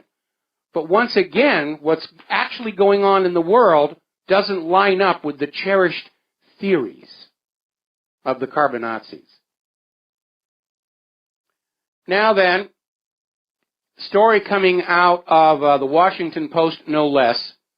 Over 2,000 scientists are urging Donald Trump to respect scientific integrity and independence. And apparently they got 2,300 scientists, including 22 Nobel Prize winners, sent an open letter to President-elect Donald Trump and the 115th Congress urging them to adhere to high standards of scientific integrity and independence in responding to current and emerging public health and environmental health threats. In other words, they want the taxpayer money to keep flowing in, but don't question whether our work is sound or not. Don't question when we tell you that humans are warming the earth. Don't question when we tell you there is no link between vaccines and autism. Don't question when we tell you GMOs and glyphosate are absolutely perfectly safe. Don't you interfere with us, because we're getting all this other money from corporations to push their products. The science establishment, just like corporate media, is all of a sudden realizing their little party might be over. Now, given that so much tax money is, in fact, being poured into the science establishment, we have a right to look over their shoulder and double-check their work and demand the raw data, demand reproducibility. Reproducibility is a cardinal rule of the scientific method. When you come on out with a scientific report and you say, our research is showing the world is warming, we have a right to come on back and say, we'd like to see the raw data and your methodology. When they refuse to provide that, you should be smelling a big fat rat. And we went through that with the University of East Anglia and the Hadley Climate Research Unit, which was one of the major players in the ClimateGate scandal. Somebody leaked out emails and computer code showing they were rigging their results. I mean, when this whole global warming thing actually got started back in the 1990s, the Earth actually was warming. And they figured they would just ride the tide, make a whole bunch of money declaring it an imminent disaster and give us research funds and we'll tell you how to save yourself. And then all of a sudden, Mother Nature went the other way and the Earth started cooling.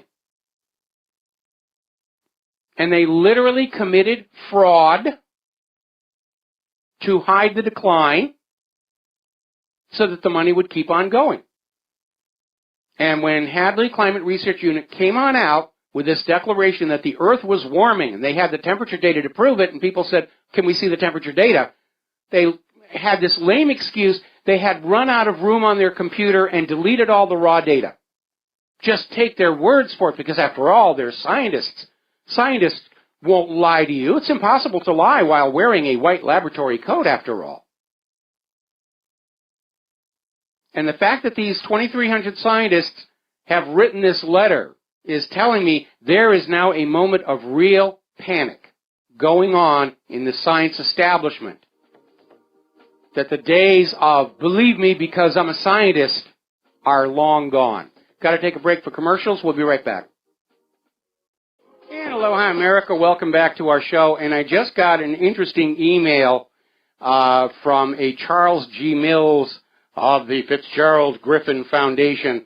And they're already out there saying, well, as attractive as the idea of Hillary behind bars might be, it's a bad policy. We don't need to create a myth of the martyred Hillary Clinton. So with the collapse of the recount scam, they're already out there trying to sell the idea that it really would be okay to let Hillary Clinton skate free on all the crimes she has committed over the last 30 years. Obviously, I don't agree with that. But that's apparently the next propaganda campaign. You know, what's the point? She's an old lady. She can't harm anybody anymore. No, the issue is how many she's already harmed. How many people were assassinated? How many people had their careers destroyed? Not in a forgiving mood. Let's go to the phones here. Mateus in Canada. Aloha. Welcome to the show. What's on your mind? Hey, Michael, part of the reason to prosecute Hillary is to set a healthy precedent for other criminals to think twice before such extreme violations of law. That's part of the reason. It's not just revenge. It's partially revenge and well deserved. Well, I mean, the whole idea of punishment of crime is as a deterrent, and you're absolutely right. We can't send a message to our children that you can do the kind of things that these people are doing and get away with it. If you're above a certain level, we need to restore the fact that justice and the law applies to everybody in this country, all the way up to and including the president. Which brings me up to my original point of calling regarding presidential pardons. So you have a country that's a nation of laws that apply equally to everyone, and the potential benefit of a pardon being used to justly free a wrongfully convicted person, in my opinion, is greatly outweighed by the historical abuse of the pardon. Well, so I don't understand why we have a pardon. No, because there are travesties of justice. We know, looking back, Bruno Richard Hauptmann was framed for the death of the Lindbergh baby. We know that Leonard Peltier was framed for the crime that he's in prison for. Same thing with Mumia al-Jabbar. Unfortunately, Obama's only seems to be interested in pardoning convicted drug criminals, and he's pardoned a whole bunch of those. Historical presidents, did they do a better job with the pardon than Obama? You're going to have to take them on a case-by-case basis, but certainly Obama has issued more pardons, and he's on a roll. And most of the people he is pardoning are those who were convicted of drug trafficking, and he's commuting their sentences.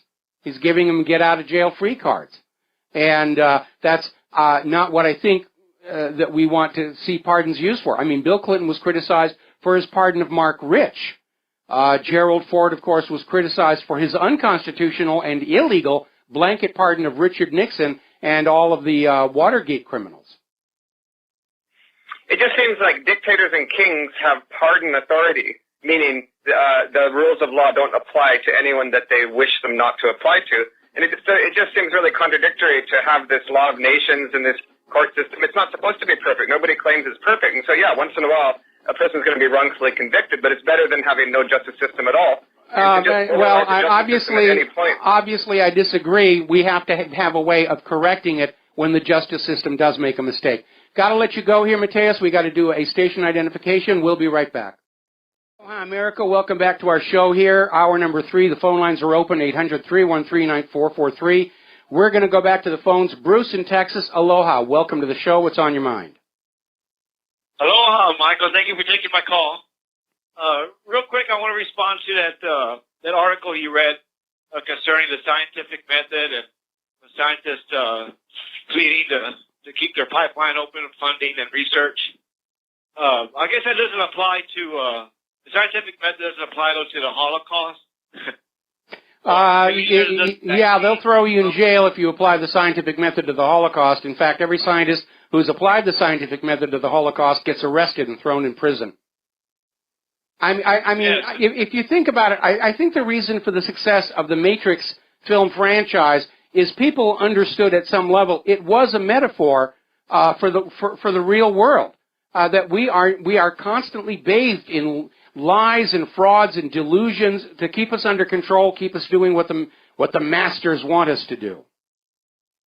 Yeah, we've been fed a diet of illusions our whole lives, and it's or like Westworld, or Westworld. I mean, that is also a perfect metaphor for our lives. Those hosts, they're programmed to believe they're living in this functioning Western town society, and don't realize they're just there to be used and abused. And I think that's one of the reasons why that show is such a huge success. And they've been renewed for next year, by the way.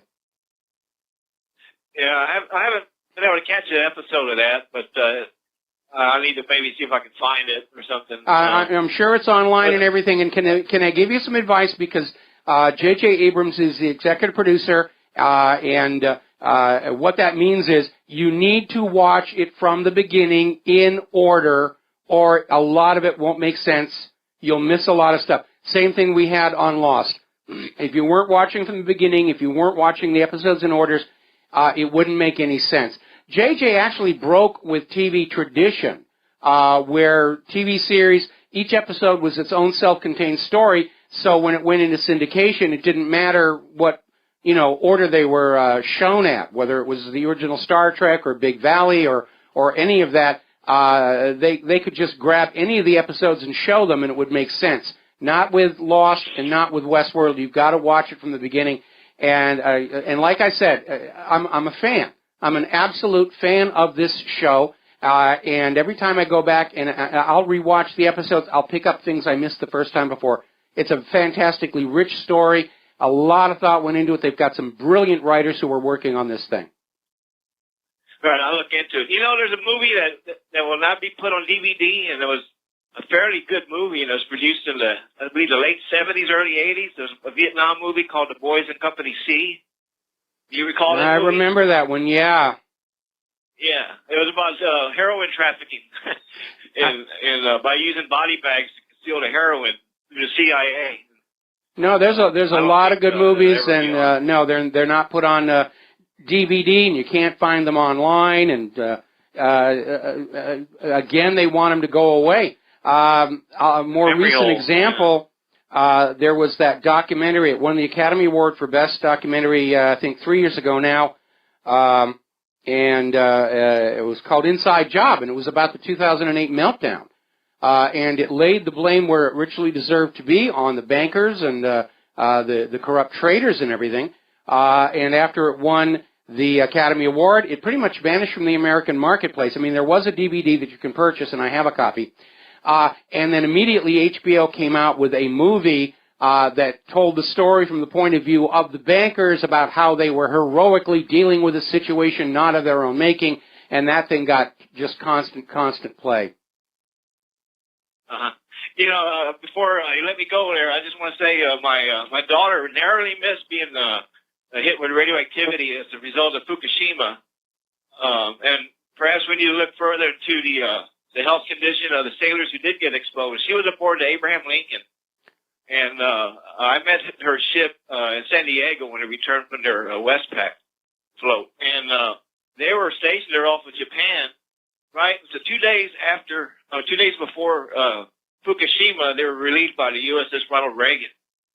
Boy, that was a very. But according to Ann Coulter, a little radiation is good for you. So your daughter may have missed out on a possible blessing. Yeah. No, I remember when Chernobyl happened. The company I was working for in Hollywood had sent me and several of our other people to help set up some production studios in Germany and Italy, and I got rotated back home just weeks before Chernobyl blew. And when it did happen, our company evacuated all of our people still in Europe and brought them home. Yeah. A number of sailors are coming out with cancer. They were hit with a cloud of radioactive steam. Yep. And I remember seeing they washed down the entire vessel and the airplanes and everything with soapy water. But so this is another instance of our military people being poisoned or injured and having to, I'm just hushed up, Well, I remember when Fukushima first happened, and there was an announcement about this insane amount of radiation that had been released, and then 24 hours later, TEPCO came on out and said, our scientists made a mistake with the calculator. It wasn't that much radiation after all. And then, of course, years later, they came on out and they said, yeah, it was a major release, and the original number was actually correct. It's almost like people in top executive positions or the media or politics, lying is just the automatic thing to do. And that's a really bad example to be giving to our kids, to just say whatever's going to get you out of trouble and, so forth and so on. All right, we're going to do a quick shout-out to our on-air affiliates who are just now rejoining our network here. Did you have anything else, Bruce? No, that's about it. All right. Thank you. Keep it up, and I'll call you back. All right, thanks an awful lot. We're going to let you go here. Now then, in the world of computers, as you're probably aware, as of today, the rules regarding hacking by the U.S. government changed. The changes just came into effect. The corporate media is already making it look like this is something to do with Donald Trump. The surveillance efforts continue into the Trump era. Trump had nothing to do with it. And a lot of people are sounding the alarm regarding Rule 41 of the Federal Rules of Criminal Procedure, which basically allow U.S. judges to sign global hacking warrants. Now, I was unaware that any U.S. judge could sign any warrant that has any legitimacy or validity in any other country than the United States. But that's basically the attitude. All your data belong to us. And this attack on personal privacy continues. The German intelligence agency just got 150 million euros to develop ways of cracking the encryption of WhatsApp and other messaging services. Now, who is this going to harm? Well, it's going to harm ordinary people. It's going to stifle discussion, knowing that you're being spied on all the time. Will this affect the criminals and the terrorists? Of course not. The criminals and terrorists already know not to use these public messaging services. They're going to do what I did. They're going to develop their own encryption that the NSA will not be able to break. And it's alarmingly easy to do. We proved it 3 years ago. We created 6 encryption challenges. Not one of them was broken. Now, over in Great Britain, they just passed what is being called the Snoopers Charter. And Sir Tim Berners-Lee is already out there saying this is going to be a security nightmare. And Britain now has sweeping surveillance powers over the British subjects to know what you're saying, who you're saying it to, guess what you're thinking. And they're going to run into the same problem that the NSA has. They have got so much data, they're not going to be able to actually extract anything meaningful from it. And why you would think social media is going to be a source of reliable intelligence is a mystery. Everybody lies on Facebook, especially if they're trying to get a hot date for the weekend. There have been a couple of cases of people being arrested on the basis of talking big on Facebook about acts of terror, and they actually investigate and find out the people were just mouthing off to feel important.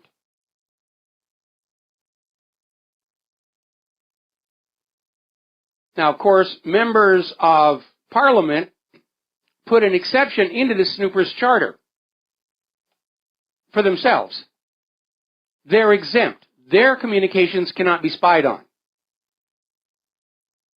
in the hunt for crimes and corruptions. Boy, if there was a segment of the population that ought to be snooped on all the time, it is the politicians. All right, we're going to grab a phone call. Ed in Michigan, aloha. Welcome to the show. What's on your mind? Aloha, Mike.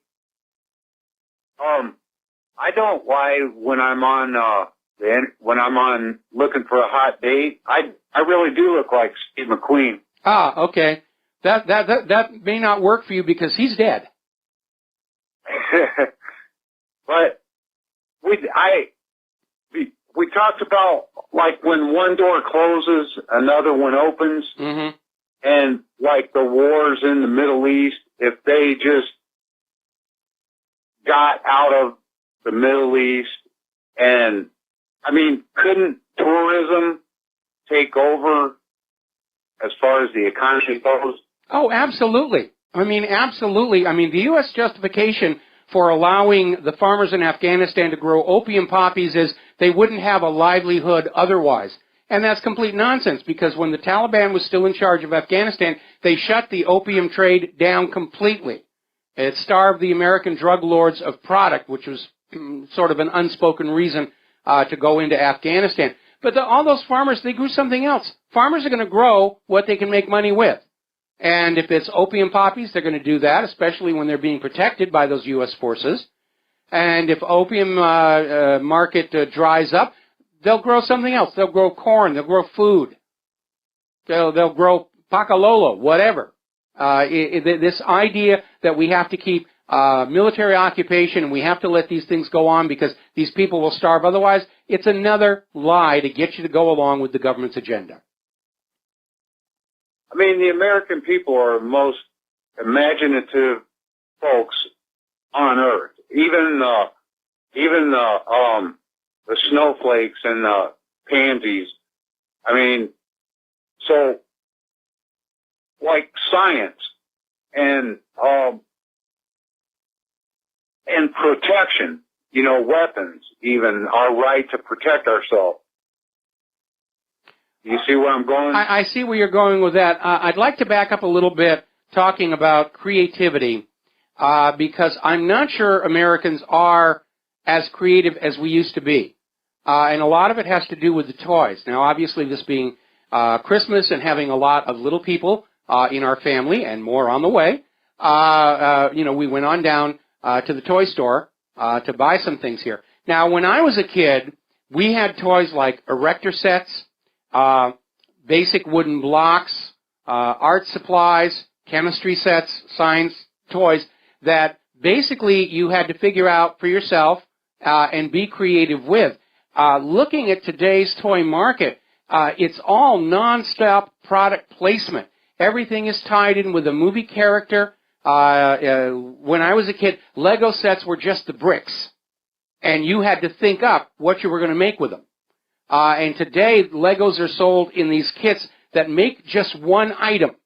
And you follow the directions, and you get this finished Lego car or Star Wars spaceship or something. And in a way, I think it's undermining, de-emphasizing creative play in our children. And I think that's a tremendous loss, because out of that creativity and play, comes the innovation that we desperately need to revive our industrial base and our economy. I know. I'm totally with you on that. I mean, I had a chemistry set, a microscope, a Wankel, the Wankel engine that you could see it. Yeah, that was all really good. Yeah, those were good stuff. No, I loved all that. I loved all that stuff. Building model rockets and everything. We were just in love with science. And one of the good things about the original Star Trek TV series is it did kindle a surge of interest in science in America's kids.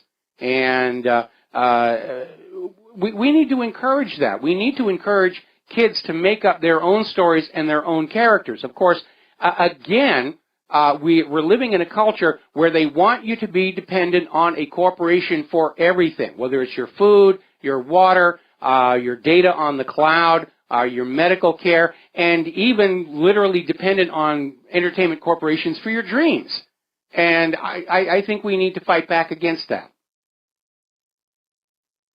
Keep up the good work, Mike. All right. You're doing a heck of a job out there. All right. Thanks an awful lot. I appreciate it.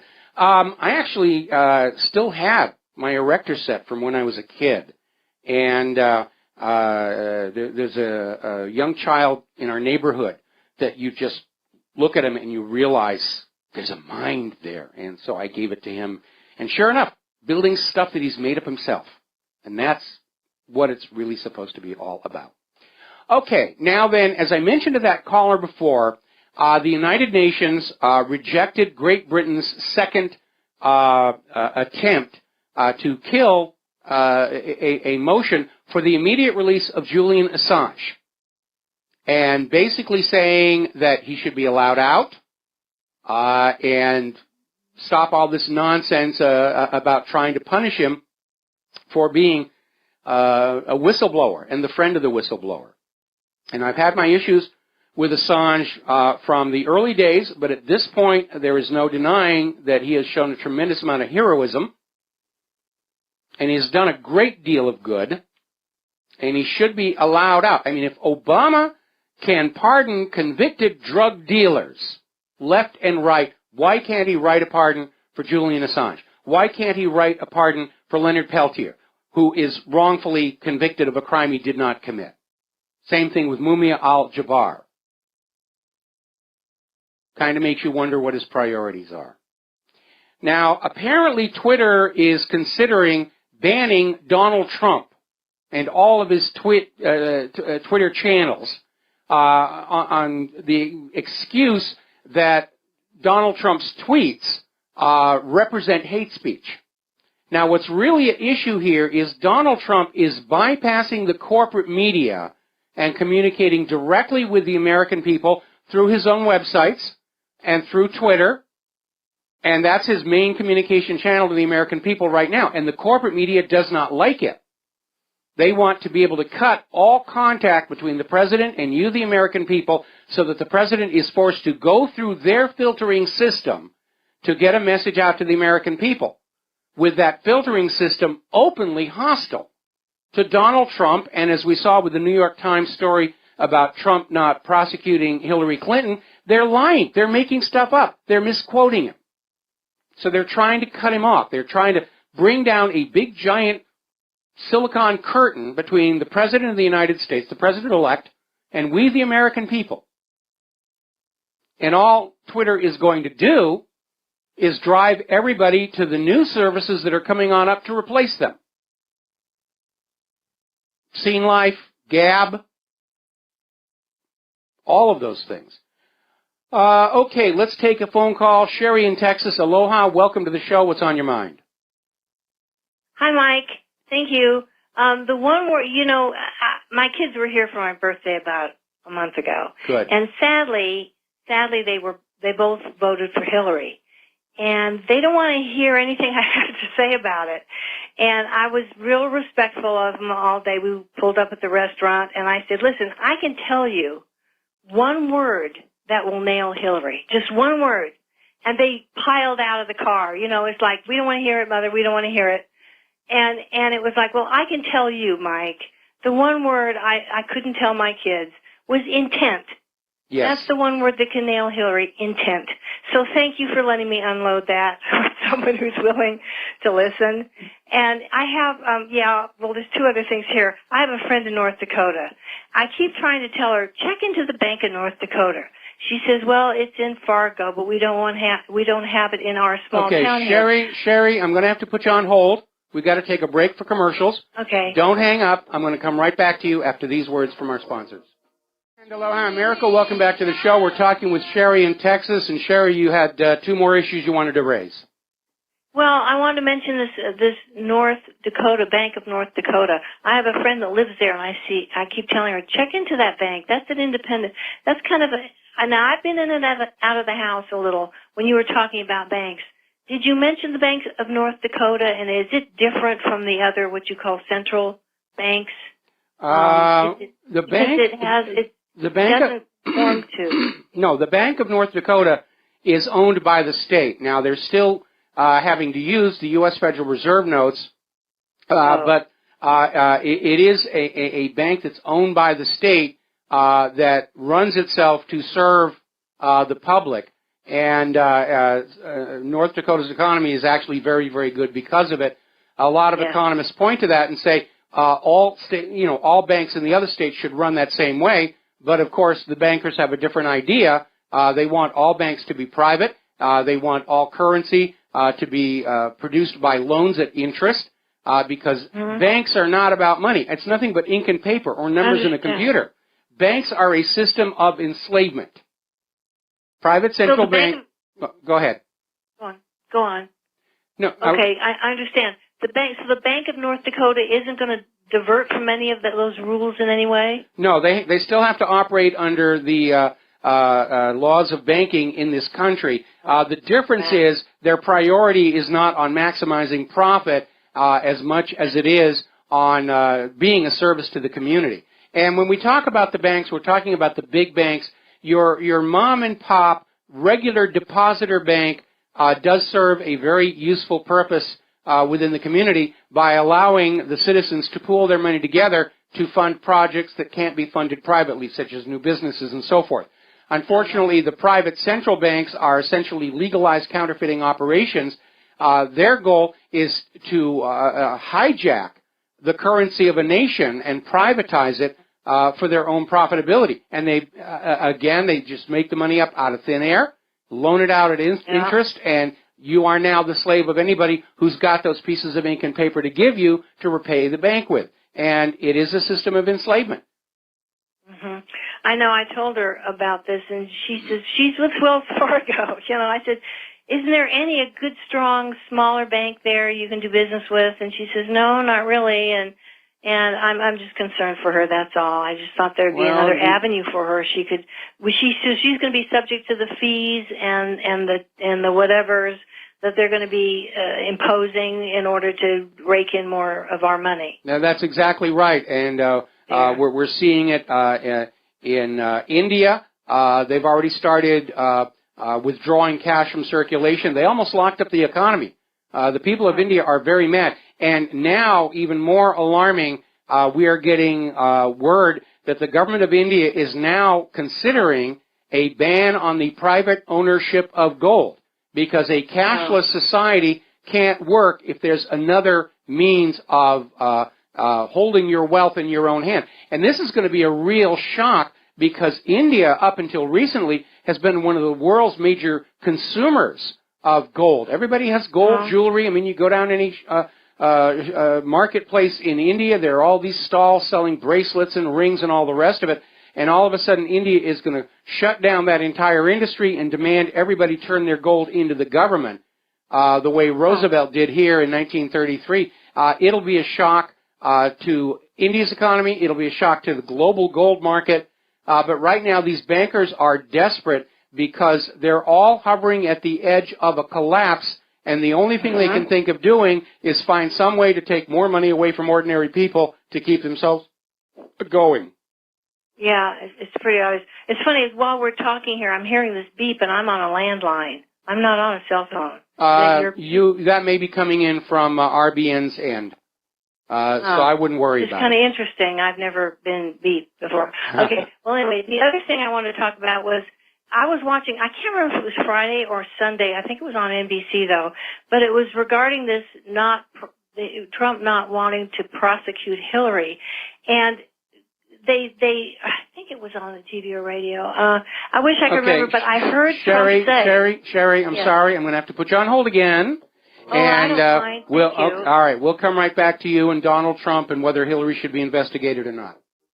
Aloha, America. Welcome back to our show here, and we're going to go back to Sherry in Texas.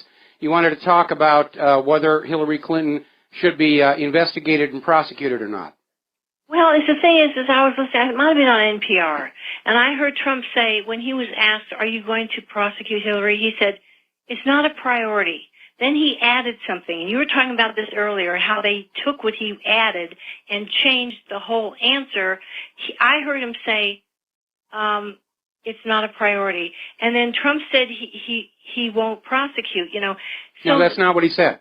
What he actually said was, it's not a priority, and I don't want to seek revenge on Hillary Clinton, which is a very prudent thing for him to say, because if there is an investigation, when there's an investigation, Hillary's people are going to say, oh, it's all about Trump getting his revenge. It's all, and try and deflect the reality that the Clintons have just gotten away with an amazing amount of high crimes and misdemeanors.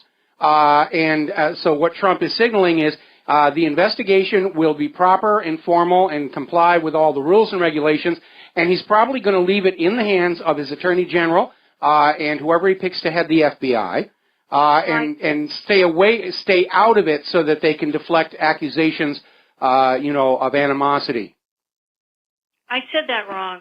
I had written here that the host said, that Trump said that he won't prosecute, but it was the part about the revenge I couldn't remember. It's not a priority, he said. So I'm saying, like an idiot to the radio, that's not what he said. He said it's not a priority. And the guy was going on. He said it's not a priority. I heard him say it. And then I heard them come back with this entirely different answer. And what got me is that how stupid do they think we are? Because, we know our experiences. We know what we go through. I was a victim of voter fraud once when I lived in the South. This guy tried to get me to choose between a white guy and a black guy. He said, I just want to show you. The first time I ever voted, I won't give the state because I love the South. I don't want to, point fingers. But I was going in the little booth. He showed me the little levers, and he said, this guy's white, this guy's black. I'm just letting you know. I said, oh, thank you. So I went in, and I voted for the black guy because I figured he needs all the help he can get. We know our experiences. They can't fool us. They look like idiots. That's well, they are, and they're panicking. And unfortunately, yes, they're in the habit of thinking we're all morons and, easily duped, clueless sheep out here, and they're learning just now, no, that's not what's going on. Now, the NPR story was based on the article in the New York Times, which had the headline, Donald Trump not going to criminally investigate Hillary Clinton. But it turned out the reporters who interviewed Donald Trump basically selectively quoted him and misquoted him, because in the actual transcript of the interview, they asked him point blank, are you going to take investigations of Hillary Clinton off the table? And Donald Trump says no. And the New York Times went to press with this headline. Everybody picked up on it. They went on out and immediately confronted all of Trump's supporters. Trump says he's not going to investigate the Clintons. How do you justify that? So they literally created a whole new bunch of quotes from Trump's aides and assistants saying there's not going to be an investigation. It was kind of a bum's rush. The New York Times has now been forced to backtrack and admit that the story was in error. And this is how the corporate media is operating. They're desperate to protect Hillary Clinton. And now that it looks like this recount and electoral college gambit is failing, we're seeing articles like the one I just mentioned a little while ago about all the reasons we shouldn't prosecute Hillary Clinton. Yes, seeing her in prison would be good, but we'd only be making a martyr out of her. And the reality is we need to make an example out of her. Because isn't there? Let's go on. We need to make an example out of her and Bill Clinton and the Clinton Foundation and all the people who enabled and helped her to send a message to future aspiring politicians, no, you're not going to be able to get away with this stuff. And that's the reason, that we need to go after the Clintons on this, not for revenge, but as a deterrent to future generations of ambitious politicians. We need to hold these people accountable to the same laws we're all required to live by. And again, I think one of the reasons there is such a panic over an investigation of Hillary Clinton is I am more and more convinced, based on how they're behaving and reacting to this, that Hillary Clinton was indeed selling U.S. secrets to foreign interests using her weak email server to deliver and that charitable foundation to collect and launder the payments. And it is a huge scandal, one that could destroy the legitimacy of the government itself. But it needs to be brought on out, or we're going to have more people thinking they can get away with this stuff. They'll come into office thinking, oh, well, how would the Clintons handle this? And that'll become the new model for behavior of all future politicians. Right, set a precedent. We have to set a precedent. It's absolutely essential. But this obstruction of justice charge, I mean, it's still out there, right? It's still out there waiting. All of these charges, all of these crimes are still out there. When FBI Director Comey said we're not going to bring charges, it wasn't an exoneration. Those charges can still be filed under the administration of Donald Trump, and that's why everybody is in such a panic right now. Anyway, Sherry, got to let you go. Got another caller waiting on the line. Got some news I got to get to here. And before we take this next phone call, a listener wrote on in and pointed out the film that the other caller talked about, the Boys and Company C, about the heroin smuggling that was going on during Vietnam, is available to view on Amazon Prime. And more, that is looking like a really good deal because Amazon is carrying these movies we need to be seeing, whether it's Boys and Company C or Vaxxed. And you're going to find stuff there that apparently Time Warner Cable doesn't feel that you should be allowed to look at here.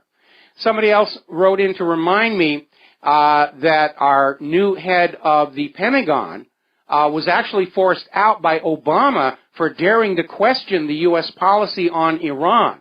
So it looks like a man who's got the courage of his convictions, and it's looking more and more like that was a good choice.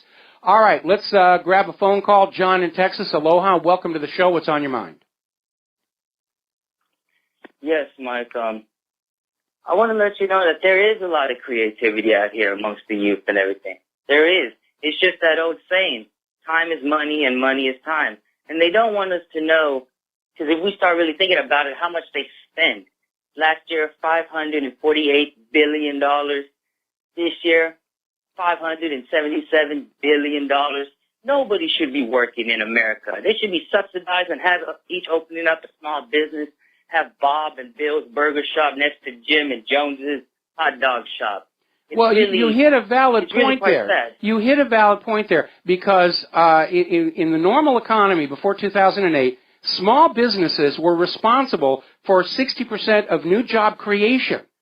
And when they created this economic climate where small businesses are being driven out of business so that corporations can consolidate their marketplace, they also destroyed a major creator of jobs.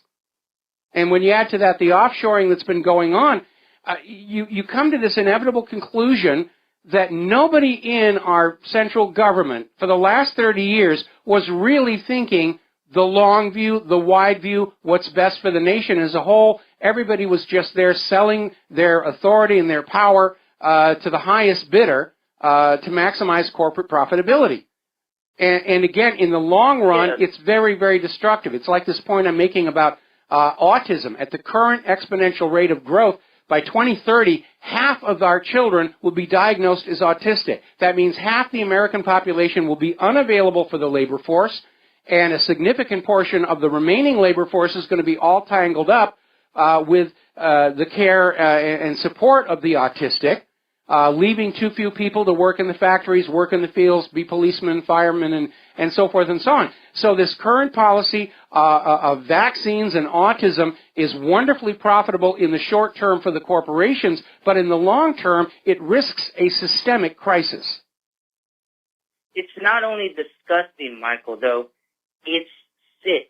Because the way they portray it is by, oh, look, we give all this money to the military, we care about the military, and then they come out talking about the flag. When you have, you're a Vietnam vet now dying. They're dying, and that happened to the World War II. That happened to the World War I. I went into Iraq in 2003, and already I see it. I see it. It's sick. It's sick. When you have people out there homeless, and they say they're from Nam in Korea, you question everything. I went in when I was 16. I didn't know any better. They came to our high school. No, I remember when the recruiters came to my high school, for Vietnam, and, a lot of people went, and a lot of people never came back. And a lot of people never really came all the way back. And that was the real tragedy there. And that's one of the reasons why I've been working so hard to head off this rush into World War III. It's sick because it's all corporations. Yeah. The college is subsidized. That GI Bill was supposed to be given out to the soldiers. That's how it was wrote when the BEF marched for it, because it was that stipend that they were owed after World War I. And now they got it in a way where the colleges and everybody just takes everything from the vets. It's taken in ways that make it seem like we're helping you in healthcare or in education, when we really found out it's all just a fraud. When best thing we're being sold illusions. For you to use. We're being sold illusions. We're told the FDA is looking out for the health and safety of our food. We find out they're not. We're being told that the Minerals Management Service is guaranteeing the safety of the oil infrastructure. They aren't. We're being told the Securities Exchange Commission is keeping an eye on Wall Street, and then we find out that they ignored Bernie Madoff for 12 years. We're all paying this huge amount of money for a lie and an illusion. It's a scam. That's what I'm saying. They don't care about their people scamming people, but yet they don't want to give us our own money. No, they absolutely do not. Bit by bit, they're taking away all of our freedoms, including the freedom to have our own wealth in our own pocket, to make us dependent on those banks, because that dependency is another form of enslavement. I wrote an article, I think, back in July, pointing out how right now we're suffering many of the same evils that had led to the writing of the Declaration of Independence, that enforced dependency for everything that you need from government-favored entities and corporations, private central banks, the constant spying and all the rest of that. And anyway, John, listen, I need to let you go because we're almost out of time, and I need to get back to some stories here. So thank you very much. Nice talking to you, Mike. You have a good one. All right, same to you. We're going to let you go here. We're talking about computers and computer technology. As we mentioned earlier, up in San Francisco, there was some kind of an attack on the computers running the Municipal Transport Agency, which resulted in everybody riding for free for one day. And as it turns out, they were hit with a ransomware attack that demanded a ransom of 100 bitcoins. I'm not kidding, just 100 bitcoins. I think the real point was a demonstration of ability, not the cash. The transport system lost far more money letting everybody ride for free than the 100 bitcoins. I think somebody was doing a demonstration. Meanwhile, over in Germany, more than 900,000 routers belonging to Deutsche Telekom users in Germany were hacked and unable to connect to the internet. Meanwhile, TalkTalk and post office routers have been hit by a cyber attack, cutting off internet access. Now, where is the mighty NSA in all of this? Where's the FBI? Where's the CIA? We were told that the reason for the NSA to have all this computer equipment in these data centers is they were there to guard and protect and secure the nation's IT infrastructure. They're doing a really lousy job, aren't they? We were told that the reason we had to give up our Fourth Amendment guarantee of the right of privacy was so that the NSA could protect us from criminals and hackers. They're not doing it, are they? Right now, ransomware attacks are now up 8 times what they were just a year ago. Maybe the NSA are the ransomware writers. Kaspersky Labs came on out and said that the hacker collective, the Equation Group, tracked back to NSA servers. Maybe the ransomware, like civil forfeiture, is just another way for the government that's hopelessly in debt, totally broke, to plunder the American people. Now, if you're an Android user, there's another malware out there called Gooligan. It's already infected 1 million devices. It roots your device, so it's totally open, and it steals email addresses and authentication tokens. And it also opens up and downloads apps from Google Play and then gives them a favorable rating using your stolen identity. And apparently they're able to make some money doing this, because companies that will log in and give favorable ratings to apps do exist. If you've got the money, you can hire these companies to go on out and load up Facebook and LinkedIn and all these other things. Oh, he's a really great guy. The political candidates we're using, remember, Hillary Clinton, most of her Twitter and Facebook followers were manufactured fakes and frauds. Now, Lenovo is out there warning that if you are using one of their servers, you need to block Microsoft's November security update because it's freezing systems. And this is Microsoft Security Update MS-16-140 running on Windows Server 2016, 2012 R2, and 2012.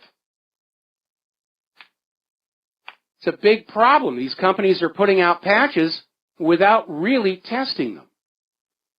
And even worse, researchers have discovered that 10 models of pacemakers are open to hack, where somebody could literally stop your heart if you're wearing one of these devices. And aloha America, welcome back to our show here and last segment of our program on this Thursday.